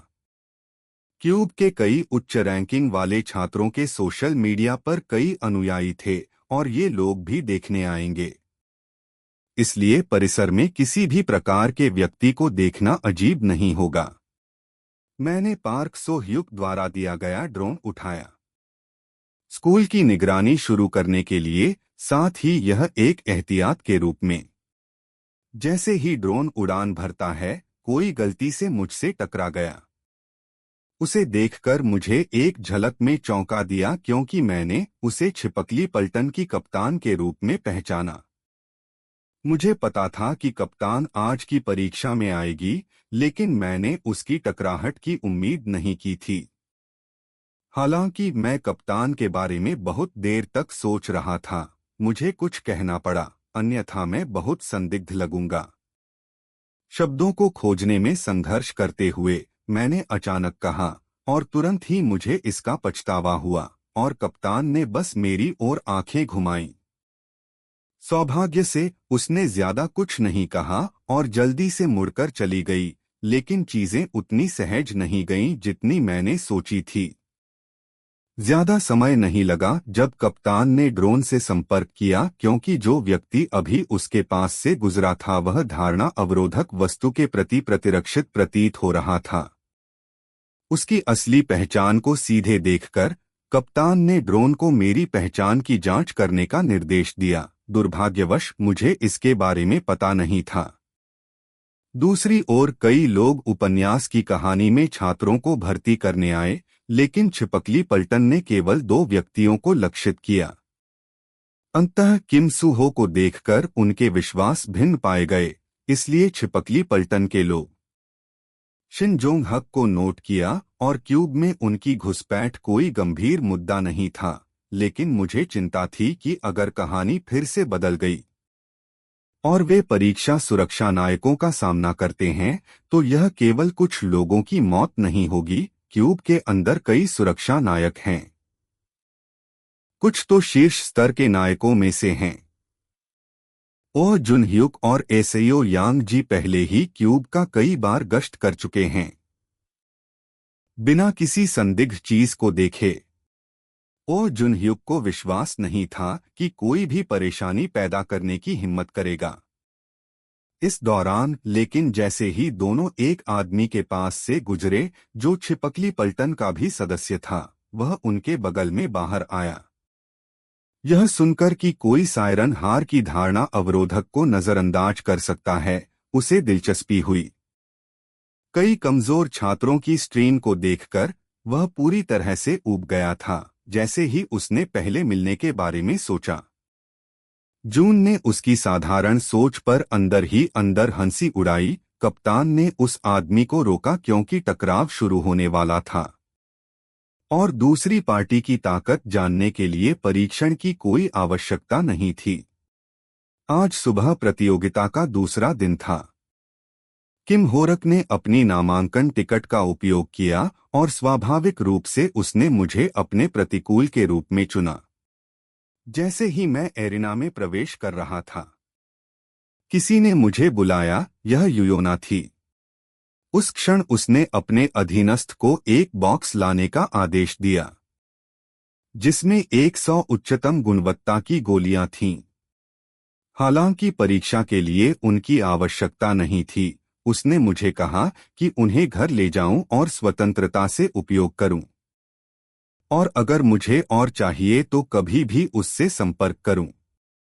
यूयोना ने यह भी उल्लेख किया कि केवल गोलियां उसके जीवन को बचाने के कर्ज को चुकाने के लिए पर्याप्त नहीं थीं, वे आज उसे दिए गए एक छोटे उपहार के रूप में थीं। इसके अलावा जब स्कूल के अधिकारियों ने उससे जिन की मौत के बारे में गवाही देने के लिए कहा, उसने मेरी सहायक आग का उल्लेख नहीं किया। मैं यूयोना का बहुत आभारी था कि उसने मेरा रहस्य रखा। अगर मेरी हाइना में शूटिंग की खबर फैल गई तो मुझे मुश्किलों का सामना करना पड़ सकता था। चूंकि इस समय लिलिथ के सभी जिन सामान्य नहीं हैं, योना ने भी कहा कि उसे पता था कि मैं अपनी ताकत छिपाने के कारणों को जानती हूं, लेकिन इसे छिपाए रखना व्यावहारिक परीक्षा पास करने में कठिनाई पैदा करेगा। मेरी उलझन देखकर योना ने जिज्ञासापूर्वक पूछा, क्या मुझे नहीं पता था कि मेरा प्रतिद्वंद्वी कौन था, लेकिन जब मैं आया था तब मैंने अनुमान लगा लिया था कि मैं उसके साथ सही तरीके से निपटने के लिए तैयार था। इस बीच जून ने पहले ही कप्तान के लिए मेरी स्थिति स्पष्ट कर दी थी। इस दुनिया में किम हा जिन एक अनाथालय से आता है, जिसके पास कोई माता पिता या करीबी दोस्त नहीं है। वह 6 साल की उम्र में एक सैन्य अकादमी में दाखिल हुआ और औसत प्रदर्शन के साथ क्यूब में आया और 300,000 का कर्ज लिया। ये सभी विवरण जून ने रिपोर्ट सुनने के बाद पता किए। कप्तान और भी अधिक चकित था। ऐसा सामान्य व्यक्ति वह उसके सच्चे चेहरे को सीधे क्यों देख सकता है, जबकि धारणा अवरोधक वस्तु मौजूद है। जैसे ही कप्तान ने सोचा, छिपकली दस्ते का एक अन्य सदस्य अंततः उसे मिला। वह व्यक्ति छिपकली दस्ते का चीक जंग यंग था। कप्तान को यह कहते सुनकर कि वह देर हो गया, चीक जंग यंग ने जल्दी से बताया कि वह प्रतिभा की खोज कर रहा था।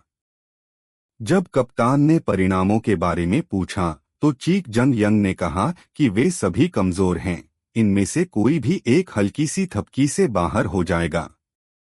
इस उत्तर ने जून को चुप कर दिया क्योंकि कप्तान संभावनाओं में रुचि रखता था और इस वर्ष की सबसे संभावित प्रतिभा पहले वर्ष में थी। इसलिए जून ने सुझाव दिया कि कप्तान और चीक जंग यंग इसे खुद देखें, खासकर क्योंकि पहले वर्ष किम हा जिन की प्रतियोगिता शुरू होने वाली थी। पिछले मुठभेड़ को याद करते हुए जहां उसे देखा गया था, कप्तान ने जून की सलाह को स्वीकार किया क्योंकि भव्य उद्घाटन समारोह हो रहा था। क्यूब के एरेनास उत्साह से भरे हुए थे। ओह जून ह्यूक और सियो यांग जी, जो दूसरे एरेना के प्रभारी थे, अब अवलोकन स्टैंड पर पहुंच चुके थे। जब वे बातचीत कर रहे थे, सियो यांग जी ने अचानक कुछ असामान्य महसूस किया, जो एरेना के विपरीत पक्ष पर बैठे चीक जंग यंग से उत्पन्न हो रहा था। उसने ओह जून ह्यूक को संकेत दिया कि वह आदमी लगातार उनकी ओर मुस्कुरा रहा था। ओह जून ह्यूक ने सोचा कि वह सिर्फ एक प्रशंसक है और ज्यादा ध्यान नहीं दिया। समारोह के बाद प्रतियोगिता आधिकारिक रूप से शुरू हुई। पहले प्रवेश करने वाले थे किम होरक, जो लड़ाई विभाग से थे। पहले वर्ष के छात्रों में 19वें स्थान पर थे। हालांकि शीर्ष 6 से काफी पीछे, उनकी समग्र ताकत भी सराहनीय थी। सियो यांग जी को यह देखकर आश्चर्य हुआ कि किम होरक का प्रतिद्वंद्वी किम हा जिन था, जो केवल 934वें स्थान पर था। दृढ़ संकल्पित किम होरक को देखकर मैं हंसने से नहीं रोक सका। क्या तुम थोड़े ज्यादा ही गंभीर नहीं लग रहे हो?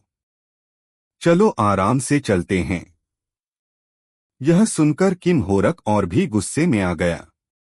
उसकी मुख्य क्षमता सुरक्षात्मक ऊर्जा थी। वह अपने शरीर से जादुई शक्ति छोड़ सकता था जिससे एक पारदर्शी ढाल बनती थी, इसलिए प्रशिक्षण की गोलियां उसे कोई नुकसान नहीं पहुंचा सकती थीं। सबसे महत्वपूर्ण बात यह थी कि किम होरक को दूर रखना था, क्योंकि अगर वह करीब आया तो मैं वास्तव में खतरे में पड़ जाऊंगा, क्योंकि वह एक मजबूत निकट दूरी का लड़ाकू था। मैच शुरू हुआ और किम होरक तुरंत मुझ पर चार्ज कर गया। उसकी रणनीति सही थी, हमारे बीच की दूरी को कम करना। अगले पल मैंने बुलेट टाइम सक्रिय किया, जो मेहनती प्रशिक्षण और सुधार के बाद 1 मिनट तक चलने लगा, जिससे मैं किम होरक की गति के साथ बने रह सका। हालांकि उसकी विशाल विनाशकारी शक्ति ने मुझे एहसास दिलाया कि वह एक टैंक की तरह था। अगला, किम होरक ने मुझे मंच पर बेताबी होकर पीछा किया, जबकि मैंने 1000 माइल आई और बुलेट टाइम का उपयोग करके उसकी हमलों को बार बार चकमा दिया। मैंने अचानक अपनी पिस्तौल निकाली और निशाना साधा। किम होरक ने नजदीक आने का मौका देखा और उसी समय एक गोली भी चलाई, लेकिन उसे बिल्कुल परवाह नहीं थी। उसने सोचा कि मैं बेवकूफ हूं जो सोचता हूं कि उसकी सुरक्षा ऊर्जा विफल हो जाएगी।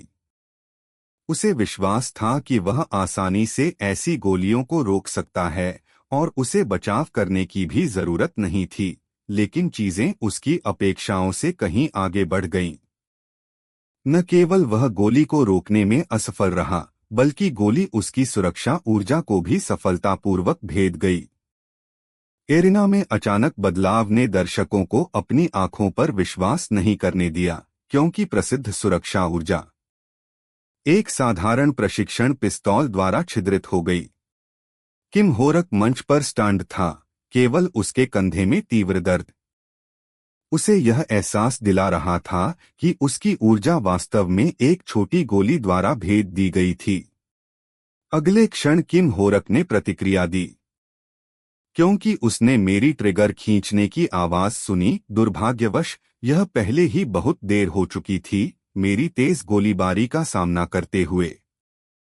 किम होरक को अपने महत्वपूर्ण शरीर के हिस्सों की रक्षा करनी पड़ी, और यही वह तरीका था जो मैंने उसके साथ निपटने के लिए सोचा था। किम होरक ने सोचा कि वह गोलियों को रोक सकता है। वह बहुत गलत था, क्योंकि मैंने गोलियों में अपने कलंक की शक्ति डाल दी थी, और वे भी एंटीडेमन शक्ति वाली गोलियां थीं। अब जब किम होरक का आक्रमण समाप्त हो गया था, वह मेरी निरंतर बौछार का सामना कर रहा था। सभी तरफ से बचते हुए किम होरक अंततः सहन नहीं कर सका, अपनी पूरी ताकत का उपयोग करते हुए मलबे का उपयोग करने की कोशिश की ताकि मुझे संतुलन खोने पर मजबूर कर सके। यह हमला मेरी आक्रमण को धीमा करने जैसा लग रहा था, लेकिन जैसे ही मैं मलबे से बचने के लिए कूदता हूं, मैंने अचानक किम होरक को चेतावनी दी कि मैं एक चाकू फेंकने वाला हूं। यह देखकर उसने सीधे इसका सामना करने की हिम्मत नहीं की, और मैंने इस मौके का फायदा नहीं उठाया, यह डरते हुए कि चाकू का भी कोई विशेष प्रभाव हो सकता है। किम होरक ने सीधे बचने का विकल्प चुना।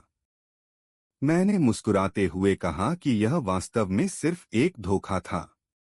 उसकी बचत के दौरान मैंने पहले ही तेजी से अपनी पिस्तौल फिर से भरी थी, और फिर एक और तेज गोलीबारी का दौर आया। इस बार किम होरक के पास बचने या बचाव करने का बिल्कुल भी मौका नहीं था, और बस ऐसे ही उसने सभी क्षति सहन की। एक गोलीबारी के दौर के बाद वह पहले से ही गंभीर दर्द में जमीन पर घुटने टेक चुका था। मैं आराम से पास आया, रुका और फिर बिना उसकी सुरक्षा ऊर्जा के पिस्तौल उठाई। किम होरक एक बलि के मेमने की तरह था। यह शानदार लड़ाई दर्शकों को सांस लेना भी भूलने पर मजबूर कर दिया। अंततः सभी की नजर के नीचे मैंने पिस्तौल का ट्रिगर खींचा, लेकिन एक खाली बंदूक की आवाज पूरे एरिना में गूंज उठी। किम होरक की आंखें अविश्वास से भरी थीं और दर्शकों ने आखिरकार एक सांस ली। ओह, जॉन ह्यूक ने आश्चर्य में पूछा, क्या किम हा जिन के पास इस समय कोई गोली नहीं बची? किम होरक भी घावों से ढका हुआ था। जब सभी ने यह सोचा कि लड़ाई का विजेता कौन होगा, किम होरक अंततः खड़ा हुआ, अंतिम संघर्ष करने का निर्णय लिया। इस पर मैंने बस थोड़ा मुस्कुराया, सोचते हुए कि यह काफी है। मैंने पिस्तौल फेंक दी और रेफरी से कहा कि मैंने आत्मसमर्पण कर दिया। मेरी आवाज शांत एरिना में गूंज उठी। मंच पर लोग तुरंत प्रतिक्रिया नहीं दे सके जब तक कि रेफरी ने हकलाते हुए डुएल समाप्त होने की घोषणा नहीं की। और विजय किम होरक को मिली। दर्शकों के सदमे की तुलना में मेरा व्यवहार शांत था। किम होरक गुस्से में बड़बड़ाते हुए मांग कर रहा था कि मैं वापस आऊं, जबकि मैं मुड़कर बिना पीछे देखे चला गया। इस बिंदु पर ओह जुन युक ने अपने साथी से पूछा कि वे क्या सोचते हैं। एसियो यांग जी का दृष्टिकोण सरल था। उसने सोचा कि मैंने बहुत अच्छा प्रदर्शन किया, जबकि किम होरक बहुत जल्दबाजी में था और उसने कदम दर कदम मार्शल आर्ट का उपयोग नहीं किया, बल्कि ऊर्जा खपत करने वाले विकल्प का चयन किया। मेरी प्रदर्शन को देखकर एसियो यांग जी ने मेरी सुरक्षा ऊर्जा को प्रभावित किया, क्योंकि मेरी फायरिंग गति सामान्य से परे थी और मेरी गतिशील दृष्टि इतनी असाधारण थी कि वह एक मार्शल आर्ट्स छात्र की हरकतों को ट्रैक कर सकती थी। वह यह देखकर भी हैरान थी कि मैं संकुचित जादू के साथ गोलियों को घेर सकता था। ओह जुनह्युक और एसियो यांग जी ने निष्कर्ष निकाला कि यही कारण था कि गोलियां सुरक्षा ऊर्जा को भेद सकती थीं। लेकिन मैं केवल एक छात्र था, फिर भी मैं इस घनत्व में जादू को संकुचित कर सकता था। विभिन्न गिल्ड और संगठनों ने मेरी प्रदर्शन की रिपोर्ट करने के लिए अपने उच्च अधिकारियों से संपर्क करना शुरू कर दिया। शाम तक दिन के सभी डुएल लगभग समाप्त हो चुके थे। चीक जंग यंग ने अपने साथी से संपर्क किया और कहा कि उसे किम हा जिन नाम के उस छोटे आदमी से नफरत है जो दूर से छिपकर शूट करता है। उसे समझ में नहीं आया कि कप्तान उसे ऐसे व्यक्ति पर ध्यान देने के लिए क्यों कहेगा। क्या तुमने एंटी मैजिक पावर पर ध्यान नहीं दिया? चीक जोंग यंग ने उसे बताया कि इसका ताकत से कोई लेना देना नहीं है। यह सुनकर जून को आखिरकार एहसास हुआ कि उसे बस शूटरों से नफरत थी और चीक जोंग यंग की नजरों में असली डुएल अपने प्रतिद्वंद्वी को मारने के लिए लड़ाई के बारे में है, अपनी जान को दांव पर लगाना। जून ने चीक जोंग यंग से बहस करने की परवाह नहीं की और इसके बजाय किम सूहो और शिन जोंग हक के मैचों के बारे में पूछा। इन दोनों के लिए चीक जोंग यंग ने उनकी ताकत को स्वीकार किया। शिन जोंग हक की बर्बर भाला तकनीक ने उस पर गहरा प्रभाव डाला बिना किसी जांच के, लेकिन प्रतिद्वंद्वी के महत्वपूर्ण अंगों पर सीधे हमले किए गए। उसने कहा कि उसे शिन जोंग हक पसंद है। किम सूहो के लिए चीक जोंग यंग ने उसे थोड़ा विशेष पाया। किम सूहो की तलवारबाजी ने भी चीक जोंग यंग को हैरान कर दिया। यह वास्तव में उतनी ही सुरुचिपूर्ण थी जितनी की अफवाह थी, जैसे कि एक तलवार नृत्य जो अनगिनत वर्षों में परिष्कृत हुआ हो। लेकिन मैच देखने के बाद शीक जंग यांग हमेशा महसूस करता था कि किम सूहो अपनी असली रंगत छिपा रहा था। हालांकि किम सूहो और शिन जोंग हक की वर्तमान ताकत इस समय उसके हाथों को खुजली करने के लिए पर्याप्त नहीं थी। जून ने उसे किम हा जिन का भी ध्यान रखने के लिए कहा। हालांकि असंतुष्ट, शीख जंग यांग ने इसे स्वीकार किया क्योंकि कप्तान ने इसे अनुरोध किया था। बस तभी एक सुरक्षा गार्ड ने उसे देखा और उसे बाहर निकालने लगा। अगले ही क्षण शीख जंग योंग ने अचानक गार्ड के सिर पर अपनी उंगली चिढ़ाई। शोर सुनकर फोन पर जून ने पूछा कि क्या उसने उस व्यक्ति को मार डाला। शीख जंग योंग ने आराम से इसे स्वीकार किया और जून से कहा कि वह उसके लिए इसे एक रहस्य रखे, जैसे कि अगर कप्तान को पता चला तो वह मारा जा सकता है। कप्तान पहले ही एक सुनसान जगह पर पहुंच चुकी थी, पिछले घटनाक्रम और उसके द्वारा किए गए विश्वासघात को याद करते हुए और किसी का बदला लेने की कसम खाते हुए। कप्तान अपनी समझ में आकर जून से संपर्क किया ताकि वह किम सू हो और शिन जोंग हक और किम हा जिन की जांच कर सके। मेरे पास एंटी मैजिक पावर होने के कारण जो जादू की संवैधानिकता को तोड़ने में सक्षम है, कप्तान ने मुझे जांच के लिए पहले सूची में रखा। लेकिन जून ने मेरे बारे में इतनी कम जानकारी पर कार्रवाई करना अनुचित समझा।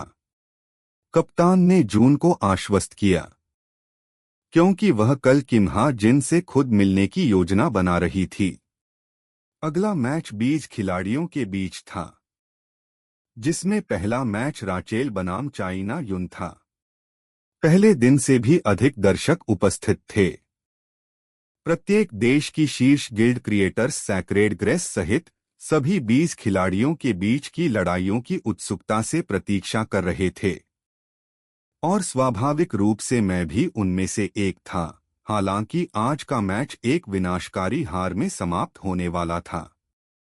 चाइना युन के लिए आखिरकार धनुष और तीर उसकी प्रतिभा के अनुकूल नहीं थे, लेकिन वह राचेल को हराने में असमर्थ थी। जब लड़ाई शुरू हुई, चाइनियन आत्मविश्वास से भरी हुई दिखाई दी। उसकी हाल की ट्रेनिंग ने उसकी क्षमताओं को काफी बढ़ा दिया था। अपनी जादू को छोड़ने के बाद चाइनियन ने एक तीर चलाया जो तुरंत कई प्रकाश तीरों में बदल गया, राचेल की ओर लक्षित। लेकिन राचेल तेज थी, उसने अधिकांश प्रकाश तीरों को आसानी से डॉज कर दिया और आखिरी तीर को अपनी तलवार से रोका। उसकी पूरी ताकत से किए गए हमले को सहजता से नकारते हुए चाइना को विश्वास नहीं हुआ। फिर राचेल धीरे धीरे उसकी ओर बढ़ी, अपनी गति तकनीकों का उपयोग करते हुए। जब मैं मैच का पूरा आनंद ले रहा था, कोई मेरे पीछे आया और मेरे पास बैठ गया। कप्तान का आना एक आश्चर्य था। वह हीरो एसोसिएशन की एक कुख्यात काली सूची में शामिल अपराधी है। वह छिपे हुए कई नामों और पहचानों के पीछे एक मजबूत व्यक्ति, चामेलियन टुकड़ी का कुख्यात नेता है।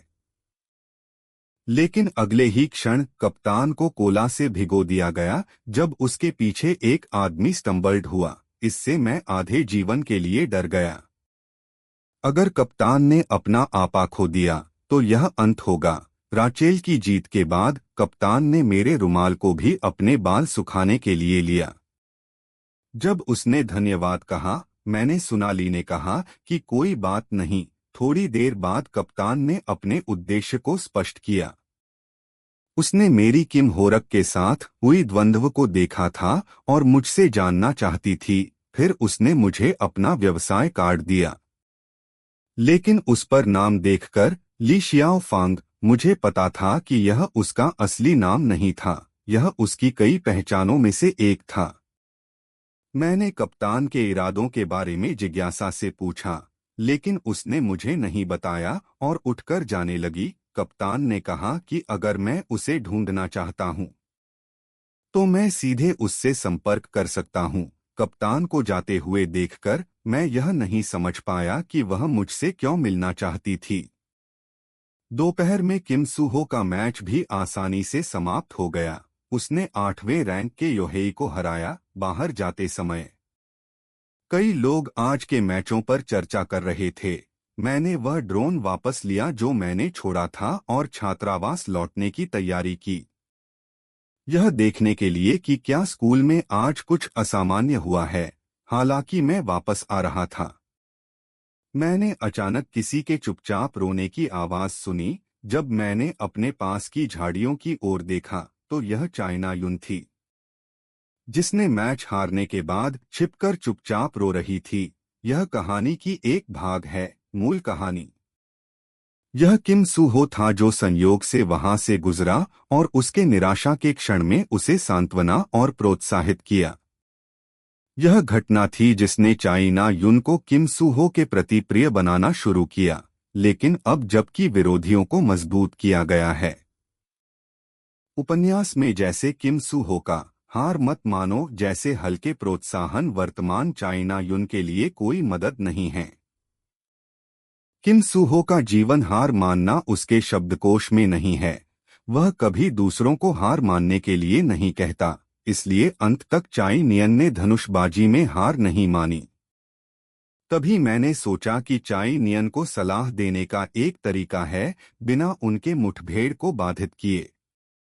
मैंने उसे सांत्वना देने के लिए कुछ संदेश भेजने का निर्णय लिया। संदेश देखकर जो मुझसे था, चाइ नियन पहले तो हैरान थी, लेकिन सामग्री ने उसकी आंखें चौड़ी कर दी, क्योंकि मैंने सीधे उसे बताया कि तलवार उसके लिए सबसे उपयुक्त है। उसे धनुष और तीर छोड़ने की सिफारिश की, जिसे उसने वर्षों से बनाए रखा था, और मेरी तरह अपने पेशे को बदलने पर विचार करने के लिए कहा।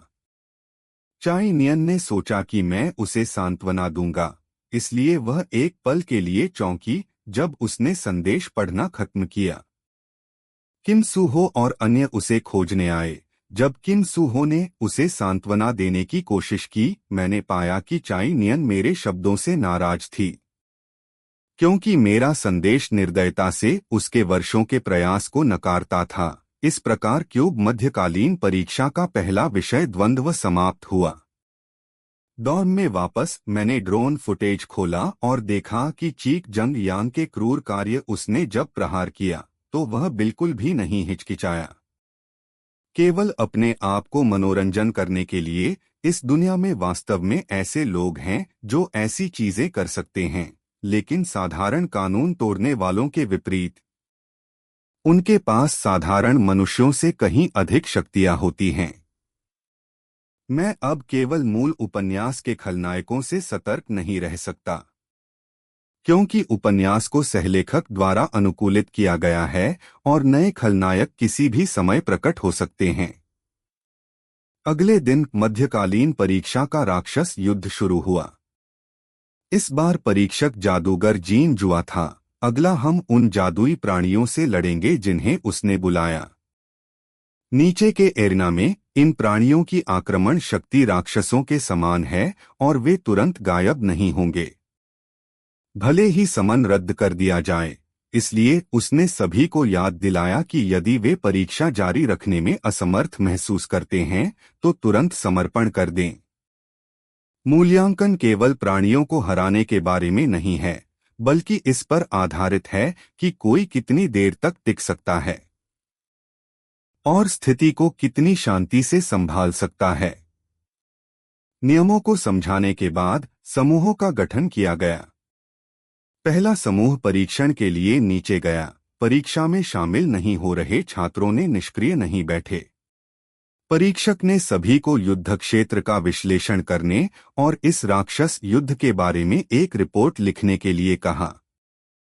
तभी किसी का स्मार्ट वॉच बजा और तुरंत परीक्षक ने सभी से अपने स्मार्ट वॉच बंद करने को कहा। अंत में जीन जुआ ने कहा कि सभी से कहा कि अपने स्मार्ट वॉच बंद कर दें। अंत में जीन जुआ ने कहा कि रिपोर्ट भी लिखित परीक्षा के स्कोर का एक हिस्सा बनेगी, इसलिए सभी को इसे गंभीरता से लेना चाहिए। समाप्त करने के बाद उसने राक्षस हटाने की लड़ाई की शुरुआत की घोषणा की। पहले समूह सुजुकी अपनी चुनौती का सामना करने के लिए तैयार था। उसे सौंपा गया प्राणी एक उन्नत गूल था। जैसे ही अजुकी ने लड़ाई की, मंच पर छात्रों ने ध्यान से देखा। जब पहले समूह का परीक्षण समाप्त हुआ तो दूसरे समूह के छात्रों की बारी थी। अजुकी और अन्य की लड़ाइयों के विपरीत शीर्ष रैंक के प्रतिभागियों जैसे ली यंगहान ने सीधे समन किए गए राक्षसों को हराया। जब उन्होंने अपना जादू छोड़ा तो हमारी चीन की लड़ाई भी आसान थी। अंततः कुछ इंतजार करने के बाद मेरे समूह 10 का प्रवेश करने का समय आया। मुझे एक क्रोम भेड़िया सौंपा गया। इस निकटता की लड़ाई में शक्तिशाली समन किए गए राक्षसों का सामना करते हुए मैंने सबसे सतर्क रणनीति चुनी। जब मैंने सोचा कि मैं आसानी से समाप्त कर सकता हूं, अचानक परीक्षा क्षेत्र में कंपन गूंजने लगे।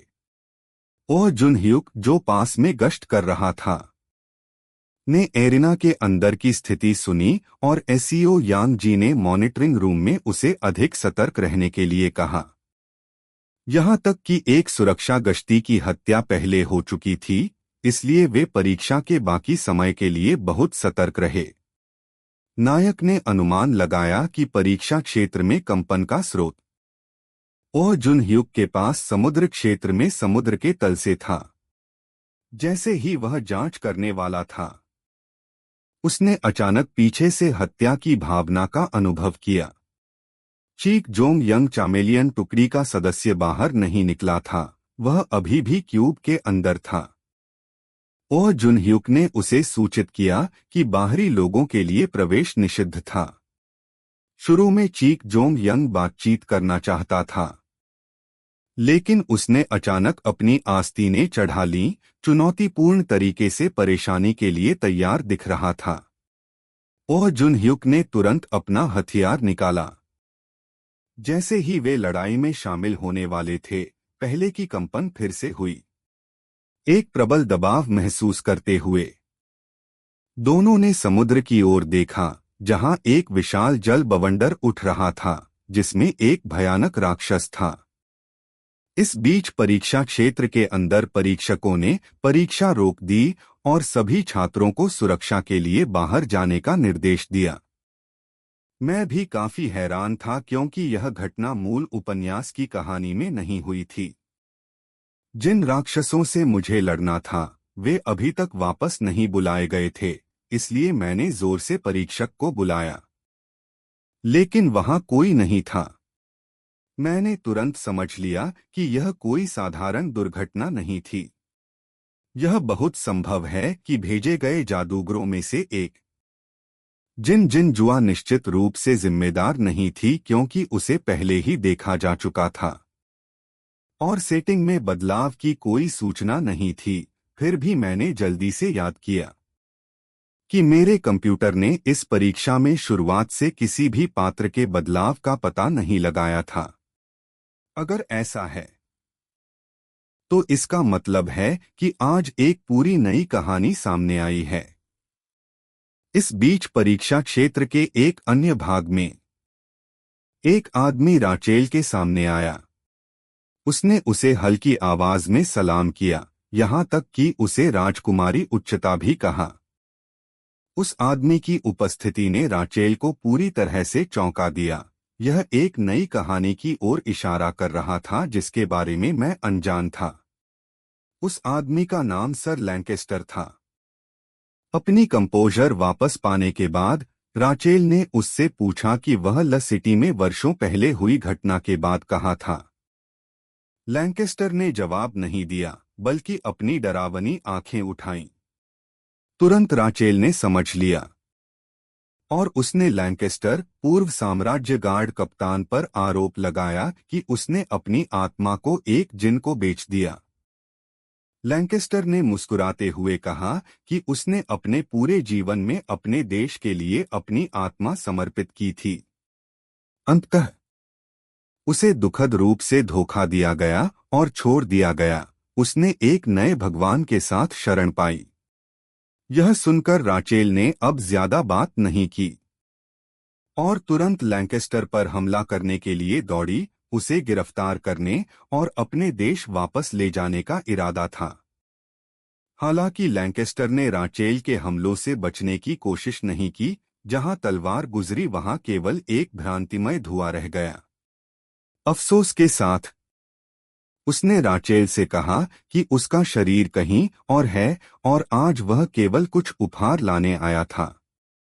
लैंकेस्टर ने उल्लेख किया कि बाहर अब बहुत अराजकता है, जिसमें आक्रमण करने वाले राक्षस शामिल हैं और परीक्षक सभी दुश्मन का सामना करने के लिए बाहर चले गए हैं। इसलिए कोई भी उसकी मदद करने नहीं आएगा। भी देश में रॉयल्टी को हमेशा सुरक्षा के लिए प्राथमिकता दी जाती है। लेकिन यहाँ राचेल केवल एक सामान्य व्यक्ति है। उसने सोचा कि क्या राचेल अकेले जीवित रह सकेगी, अपने पिछले त्रासदियों का बदला लेना शुरू करते हुए। हालांकि वह राजकुमारी के साथ और बात करना चाहता था, लेकिन उसके पास समय नहीं था और लैंकेस्टर सीधे मुड़कर चला गया। जैसे ही वह गायब हुआ, एक भयानक रूप से शक्तिशाली हत्यारा सामने आया। हत्यारे से मिलते ही उसने तुरंत अपनी तलवार खींची और इतनी तेजी से आगे बढ़ा कि राचेल मुश्किल से प्रतिक्रिया दे सकी। हत्यारा बहुत मजबूत था और राचेल ने खुद को दूर करने की कोशिश की, लेकिन उसकी तलवार के वार की गति इतनी तेज थी कि उसे स्पष्ट रूप से देखना मुश्किल था। भले ही उसने मुश्किल से कुछ वारों को रोका, फिर भी उसे कई कट लगे। इस आदान प्रदान के बाद उसने महसूस किया कि वह सीधे मुकाबले में उसे हरा नहीं सकती, इसलिए उसने कमजोरी खोजने का जुआ खेला। उसने शांतिपूर्वक हत्यारे की हरकतों का अवलोकन किया। एक पल में उसने अपनी चपलता का उपयोग करते हुए बचाव किया। तलवार की धार ने उसके कंधे को छुआ, लेकिन उसने हत्यारे की तरफ एक गहरा निशान भी छोड़ दिया। हत्यारे के दर्द से पल भर की झिझक का फायदा उठाते हुए राचेल ने जल्दी से दूरी बना ली, सांस लेते हुए अगले हमले और रक्षा के लिए तैयार। राचेल जानती थी कि केवल उसकी कमजोरी को खोजकर ही वह इस फॉर्मिडेबल दुश्मन को पूरी तरह से हरा सकती है। जल्द ही हत्यारे की तलवार ने उसकी रक्षा को पार कर लिया और यहाँ तक कि उसकी तलवार भी दूर फेंक दी गई। जैसे ही हत्यारा राचेल को खत्म करने के लिए तैयार हुआ, उसकी हाथ गुप्त रूप से हत्यारे के अज्ञान में हिलने लगा। राचेल की तलवार एक पतली तार से जुड़ी हुई थी। अगले क्षण जैसे ही हत्यारे ने वार किया, उसने इस हमले को रोकने के लिए तलवार को नियंत्रित किया। उस निर्णायक क्षण में उनके पीछे की दीवार अचानक टूट गई, जिससे दोनों का ध्यान भंग हुआ। एक अलग क्षेत्र से दूसरे व्यक्ति को उभरते देख हत्यारे ने तुरंत अब असुरक्षित राचेल को छोड़ दिया और उस व्यक्ति को मारने के लिए मुड़ गया जिसने दीवार को तोड़ा था। यह देखकर मेरी शक्ति तुरंत सक्रिय हो गई। मैंने अपने डेजर्ट ईगल को शॉटगन मोड में बदलने के लिए एसपी खर्च किया। इतनी करीबी दूरी पर मेरे भयानक शॉट के विशेष प्रभावों के साथ हत्यारा तुरंत नष्ट हो गया। उस पर लगी गोली ने 250 एसपी का उपभोग किया और इसकी शक्ति अपेक्षित थी। मेरी आकृति को देखकर राचेल ने भी पहचाना कि यह किम हा जिन है, उसकी सहपाठी। यह सुनिश्चित करते हुए कि कोई खतरा नहीं है, मैं उसकी स्थिति के बारे में पूछने के लिए आगे बढ़ा। राचेल के बोलने के बिना भी उसके शरीर पर लगी चोटें मुझे बता रही थीं कि यह गंभीर है। सौभाग्य से मैंने प्राथमिक चिकित्सा सामग्री ले रखी थी, इसलिए मैंने उसे पट्टी बांधना शुरू किया। इस दौरान वह दर्द में चिल्लाने से नहीं रोक सकी और मैंने उसे थोड़ा और सहन करने के लिए याद दिलाया, क्योंकि अगर तुरंत इलाज नहीं किया गया तो उसकी हाथ शायद कभी तलवार नहीं उठा सकेगी। काम खत्म करने के बाद मैंने खून से सने पट्टी को देखा और अचानक महसूस किया कि मैंने अनजाने में एक शीर्ष छात्र का खून प्राप्त कर लिया है। जब राचेल ने मुझे धन्यवाद दिया, मैंने जल्दी से पट्टी को अपने पीछे छिपा लिया। थोड़ी देर आराम करने के बाद बाहर की लड़ाई खत्म होती दिखी और परीक्षक जीन जुवा भी दौड़कर आई। वह हमें ऊपर ले जाने वाली थी जब एक और जादूगर तेजी से आया और बताया कि पड़ोसी परीक्षा कक्ष में 2 छात्र गंभीर रूप से घायल हो गए हैं। यह सुनकर जीनजू का चेहरा गंभीर हो गया, यह समझते हुए कि इस दुर्घटना के पीछे कोई गड़बड़ी है। शाम तक परीक्षा स्थल पर घटनाएं काफी हद तक सुलझ गई थीं, लेकिन ओह जुनह्युक निराश होकर समुद्र के किनारे बैठा था। एसईओ यांग जी ने सफलतापूर्वक उसे खोज लिया और यह सुनिश्चित करते हुए कि वह सुरक्षित है, उसने अचानक घटनाओं के बारे में पूछा। ओह जुनह्युक कारणों के बारे में स्पष्ट नहीं था, लेकिन उसने बताया कि उसे आक्रमणकारियों द्वारा भगा दिया गया था, हालांकि यह सुनिश्चित नहीं था कि किसने उन्हें नाराज किया। इचू और जिन ने जानवरों को कच्ची ताकत से खदेड़ दिया था, जिससे ओह जुनह्युक भी डर गया था।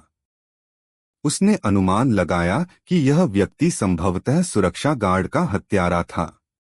इस परीक्षा में न केवल रहस्यमय आक्रमणकारी शामिल थे, बल्कि कई उच्च स्तर के जानवर भी थे। ओह जुनह्युक ने समझा कि क्यूब शायद विभिन्न पक्षों द्वारा जिम्मेदार ठहराया जाएगा। अगले दिन क्यूब परीक्षा की घटना की खबर वैश्विक स्तर पर फैल गई।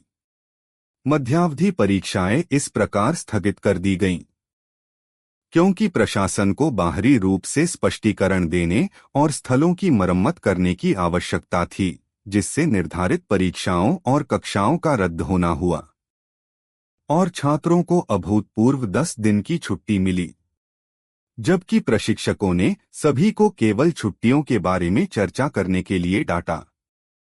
मेरे कंप्यूटर में एक सूचना अंततः मेरे बैग में आई। सहलेखक के परिवर्तन की सूचना खेदजनक रूप से देर से आई। इसने एक पात्र लैंकेस्टर की क्षमताओं को बढ़ा दिया, जिससे उसे एक अधिक खतरनाक व्यक्ति के रूप में स्थापित किया गया।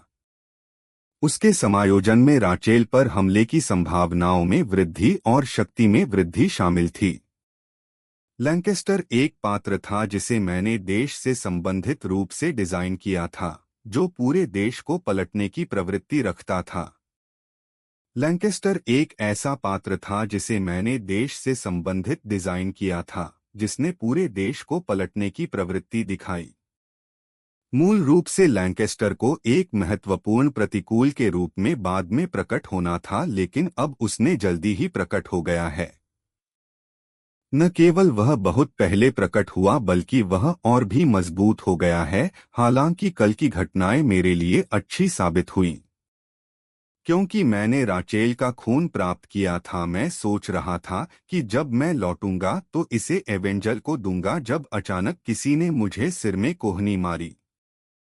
दौड़ते हुए चाई नियन थी, जो काफी आत्मसंतुष्ट दिख रही थी। स्पष्ट रूप से इसे अन्य छात्रों के लिए जानबूझकर कर रही थी। हमारी आपसी टकराव सामान्य लग रहा था, और मैंने चाई नियन के कार्यों को दिल पर नहीं लिया। अब उसके छात्रावास के कमरे में उसका मूड काफी बेहतर हो गया था, यहाँ तक कि उसने मुझे कायर कहकर स्पष्ट रूप से मुझे उकसाया। हालांकि सीधे तौर पर उसका सामना करने की हिम्मत नहीं थी। उस पल चीन की स्मार्टवॉच ने एक संदेश प्राप्त किया। यह परीक्षा की विश्लेषण रिपोर्ट थी। उसने रिपोर्ट्स को उत्सुकता से खोला, जिनमें से कई ने उसके बारे में चर्चा की। किम सुहो पहले थे। चाई नियन पर टिप्पणियां बहुत प्रेरणादायक थीं। उसने विश्वास जताया कि हाल ही में कई कारकों के बावजूद जो उसकी आत्मविश्वास को कम कर रहे थे, वह अभी भी उसे एक प्रतिभाशाली तीरंदाज के रूप में देखता था। किम सुहो को विश्वास था कि अगर चाई नियन खुद पर विश्वास करना जारी रखती है और परीक्षा के दौरान की तरह सुधार करती है, तो वह अंततः सबसे अच्छी नायिका बन जाएगी। किम सुहो के लंबे प्रोत्साहन को देखकर चाई नियन ने सब कुछ पढ़ा और अंततः काफी शर्मिंदा महसूस किया, क्योंकि यह पहली बार था जब किसी ने उसे इस तरह प्रोत्साहित और सराहा था। चाई नियन ने तय किया कि चाहे अन्य लोग क्या कहें, वह दृढ़ता से एक तीरंदाज बनी रहेगी। चाई नियन ने अन्य लोगों की रिपोर्ट पढ़ना जारी रखा। हालांकि अगली रिपोर्ट गुमनाम थी और काफी लंबी भी थी, इसलिए उसने खुशी खुशी पढ़ना शुरू किया। जब उसने सामग्री देखी तो चाई नियन पहले तो स्टन्ड थी और उसका पूरा शरीर गुस्से से कांपने लगा। क्योंकि यह गुमनाम टिप्पणी मेरे द्वारा लिखी गई थी। किम सूहो के प्रोत्साहन के विपरीत मेरी पंक्तियां आलोचनाओं से भरी थीं। कह रही थी कि वह तीरंदाजी के लिए पूरी तरह से अनुपयुक्त है और परीक्षा में उसकी प्रदर्शन में कई खामियां थीं। चाइनियन ने पढ़ने के बाद क्रोध में विस्फोट कर दिया, जोर से मुझे छात्रावास में गालियां देते हुए। इस बीच छात्रावास के दूसरे हिस्से में मैंने एवेंजल की सीट पर पट्टी रखी थी, जो जल्द ही उस पर खून को अवशोषित करने लगी। इसे देखकर मैंने सोचा कि अगर इसे मानव रक्त से खिलाया जाए तो बीज को अच्छी तरह से बढ़ना चाहिए। यह असली जादूगरनी को पोषित कर सकता है। एवेंजल राचेल एक महान रक्तरेखा से आती है, इसलिए मुझे लगता है कि उसके खून से निकली जादूगरनी एक खलनायक नहीं बनेगी। मुझे बस एवेंजल के तेजी से बढ़ने का इंतजार करना है ताकि वह भविष्य में मेरी मदद कर सके। लेकिन जब मैं उसकी भविष्य की उपस्थिति की कल्पना कर रहा था, मेरा दिल अचानक तेजी से धड़कने लगा और मेरी कलाई में दर्द के साथ अचानक दूसरा कलंक इस पल प्रकट होने के लिए चुना। कलंक के उकेरने का दर्द मुझे पीड़ा में चिल्लाने पर मजबूर कर दिया। अगले सुबह मैंने पार्क स्यू ह्यूक से जल्दी शिकार के मैदान में जाने के लिए संपर्क किया। अभी भी मेरी कलाई में गंभीर दर्द था और पिछले रात की नींद की कमी के कारण काफी थका हुआ दिख रहा था। इसे देखकर पार्क स्यू ह्यूक ने मुझसे पूछा कि मेरे साथ क्या गलत है। जब मैंने उसे बताया कि कुछ नहीं है, तो हम हाल की व्यापार के बारे में बात करने लगे। पार्क स्यू ह्यूक ने बताया कि मेरे पास शिकार वाहन होने के कारण न केवल काम करना पहले से अधिक सुविधाजनक हो गया है, बल्कि ग्राहकों को भी बहुत आश्वस्त किया है। शिकार के मैदान के प्रवेश द्वार पर पहुंचने पर मैंने देखा कि वहां बहुत भीड़ थी। ज्यादातर गिल्ड से लोग थे। दर्शकों की भीड़ भी इन गिल्ड सदस्यों द्वारा आकर्षित हुई, जो सीधा प्रतिनिधित्व करते थे और उन्हें नेतृत्व कर रही थी कोई और नहीं बल्कि युयोन थी। उसे देखकर मैं भी हैरान रह गया। उसे अपने गिल्ड के सदस्यों को शिकार के मैदान की खोज के लिए लाना चाहिए था। किसी ने उसे घूरते हुए देखा। उसने अपने गिल्ड के सदस्यों को शिकार के मैदान की खोज के लिए लाया होगा, यह नोटिसिंग करते हुए कि कोई उसे घूर रहा था। यूयोना ने अपना सिर घुमाया और मुझे कार में देखा। फिर वह मेरे पास आई, यह जानने के लिए कि मैं शिकार के मैदान में क्या कर रहा था। यूयोना का मुझसे मिलने आना अप्रत्याशित था और मैंने उसे बताया कि मैं यहाँ कुछ अतिरिक्त पैसे कमाने आया हूँ और मैं अपने एजेंट पार्क स्यू ह्यूक के साथ हूँ। यह सुनकर यूयोना ने पार्क स्यू ह्यूक की ओर देखा, क्योंकि मूल कहानी में पार्क स्यू ह्यूक किम सूहो का एजेंट बनता है। यह जानकर यून आ ने श एंटरटेनमेंट में बहुत सारा पैसा लगाया, जो बहुत सफल साबित हुआ, जिससे दोनों के करियर सफल हुए। लेकिन यह मूल उपन्यास की सामग्री है। किम सूहो के बैनर के बिना श एंटरटेनमेंट शायद ज्यादा मूल्य नहीं रखता। यून आ की नजरों में ऐसा लगता है कि मैं पार्क स्यू ह्यूक के लिए एक बाधा बन गया हूँ, अब उस पल में यह समझते हुए कि मैं वास्तव में यहाँ शिकार करने आया था। यूरोना अचानक कार का दरवाजा खोलकर मेरे पास बैठ गई। उसने सोचा कि चूंकि मैं यहाँ शिकार करने आया हूँ, वह भी अंदर आकर पहले देख ले। मेरी उलझन के बावजूद मैंने एक साथ शिकार के मैदान में जाने के लिए सहमति दी। रास्ते में मैं सोच रहा था कि यूयोना क्या कर रही है, लेकिन उसने पहले ही पूछा कि क्या मैंने अपने भविष्य के बारे में सोचा है। जब मैंने कहा कि इसके बारे में सोचना अभी बहुत जल्दी है, यूयोना ने समझाया कि यह बिल्कुल भी जल्दी नहीं है, क्योंकि हम अभी अपने मध्यावधि परीक्षा समाप्त कर चुके हैं। तीसरे वर्ष में हमें स्कूल छोड़कर प्रशिक्षु नायकों के रूप में जाना होगा, इसलिए हमें जल्द से जल्द स्नातक होने की योजना बनानी चाहिए। फिर उसने आखिरकार अपना उद्देश्य प्रकट किया, जो मुझे एसेंस ऑफ स्ट्रेट में शामिल होने के लिए आमंत्रित करना था। यूयोना बहुत ईमानदार थी, यह बताते हुए कि हालांकि एसेंस ऑफ स्ट्रेट निर्माता की पवित्र कृपा की तुलना नहीं कर सकता, उसे विश्वास था कि जब वह नेता बनेगी वह एसेंस ऑफ स्ट्रेट को शीर्ष गिल्ड बना सकती है। मैं शामिल होने के लिए तैयार था। वह मुझे किसी भी संसाधन की पेशकश कर सकती थी, उच्च गुणवत्ता वाले हथियारों से लेकर प्रसिद्ध एजेंटों तक। यूयोना ने सोचा कि ये प्रस्ताव मेरे लिए आकर्षक हैं, क्योंकि मैं अभी भी एक छात्र था।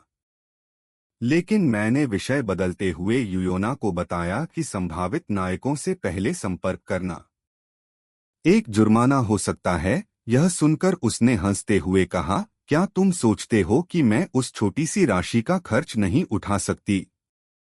एक शिकार वाहन अचानक तेजी से ब्रेक लगाता है, जिससे वह सीट से टकरा जाती है। तुरंत यूयोना ने गुस्से में पूछा कि अचानक रुकने का कारण क्या था।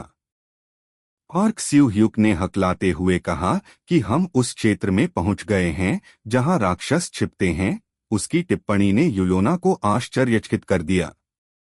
उसने नहीं सोचा था कि एक साधारण एजेंट राक्षसों के हॉट स्पॉट के बारे में जानता होगा।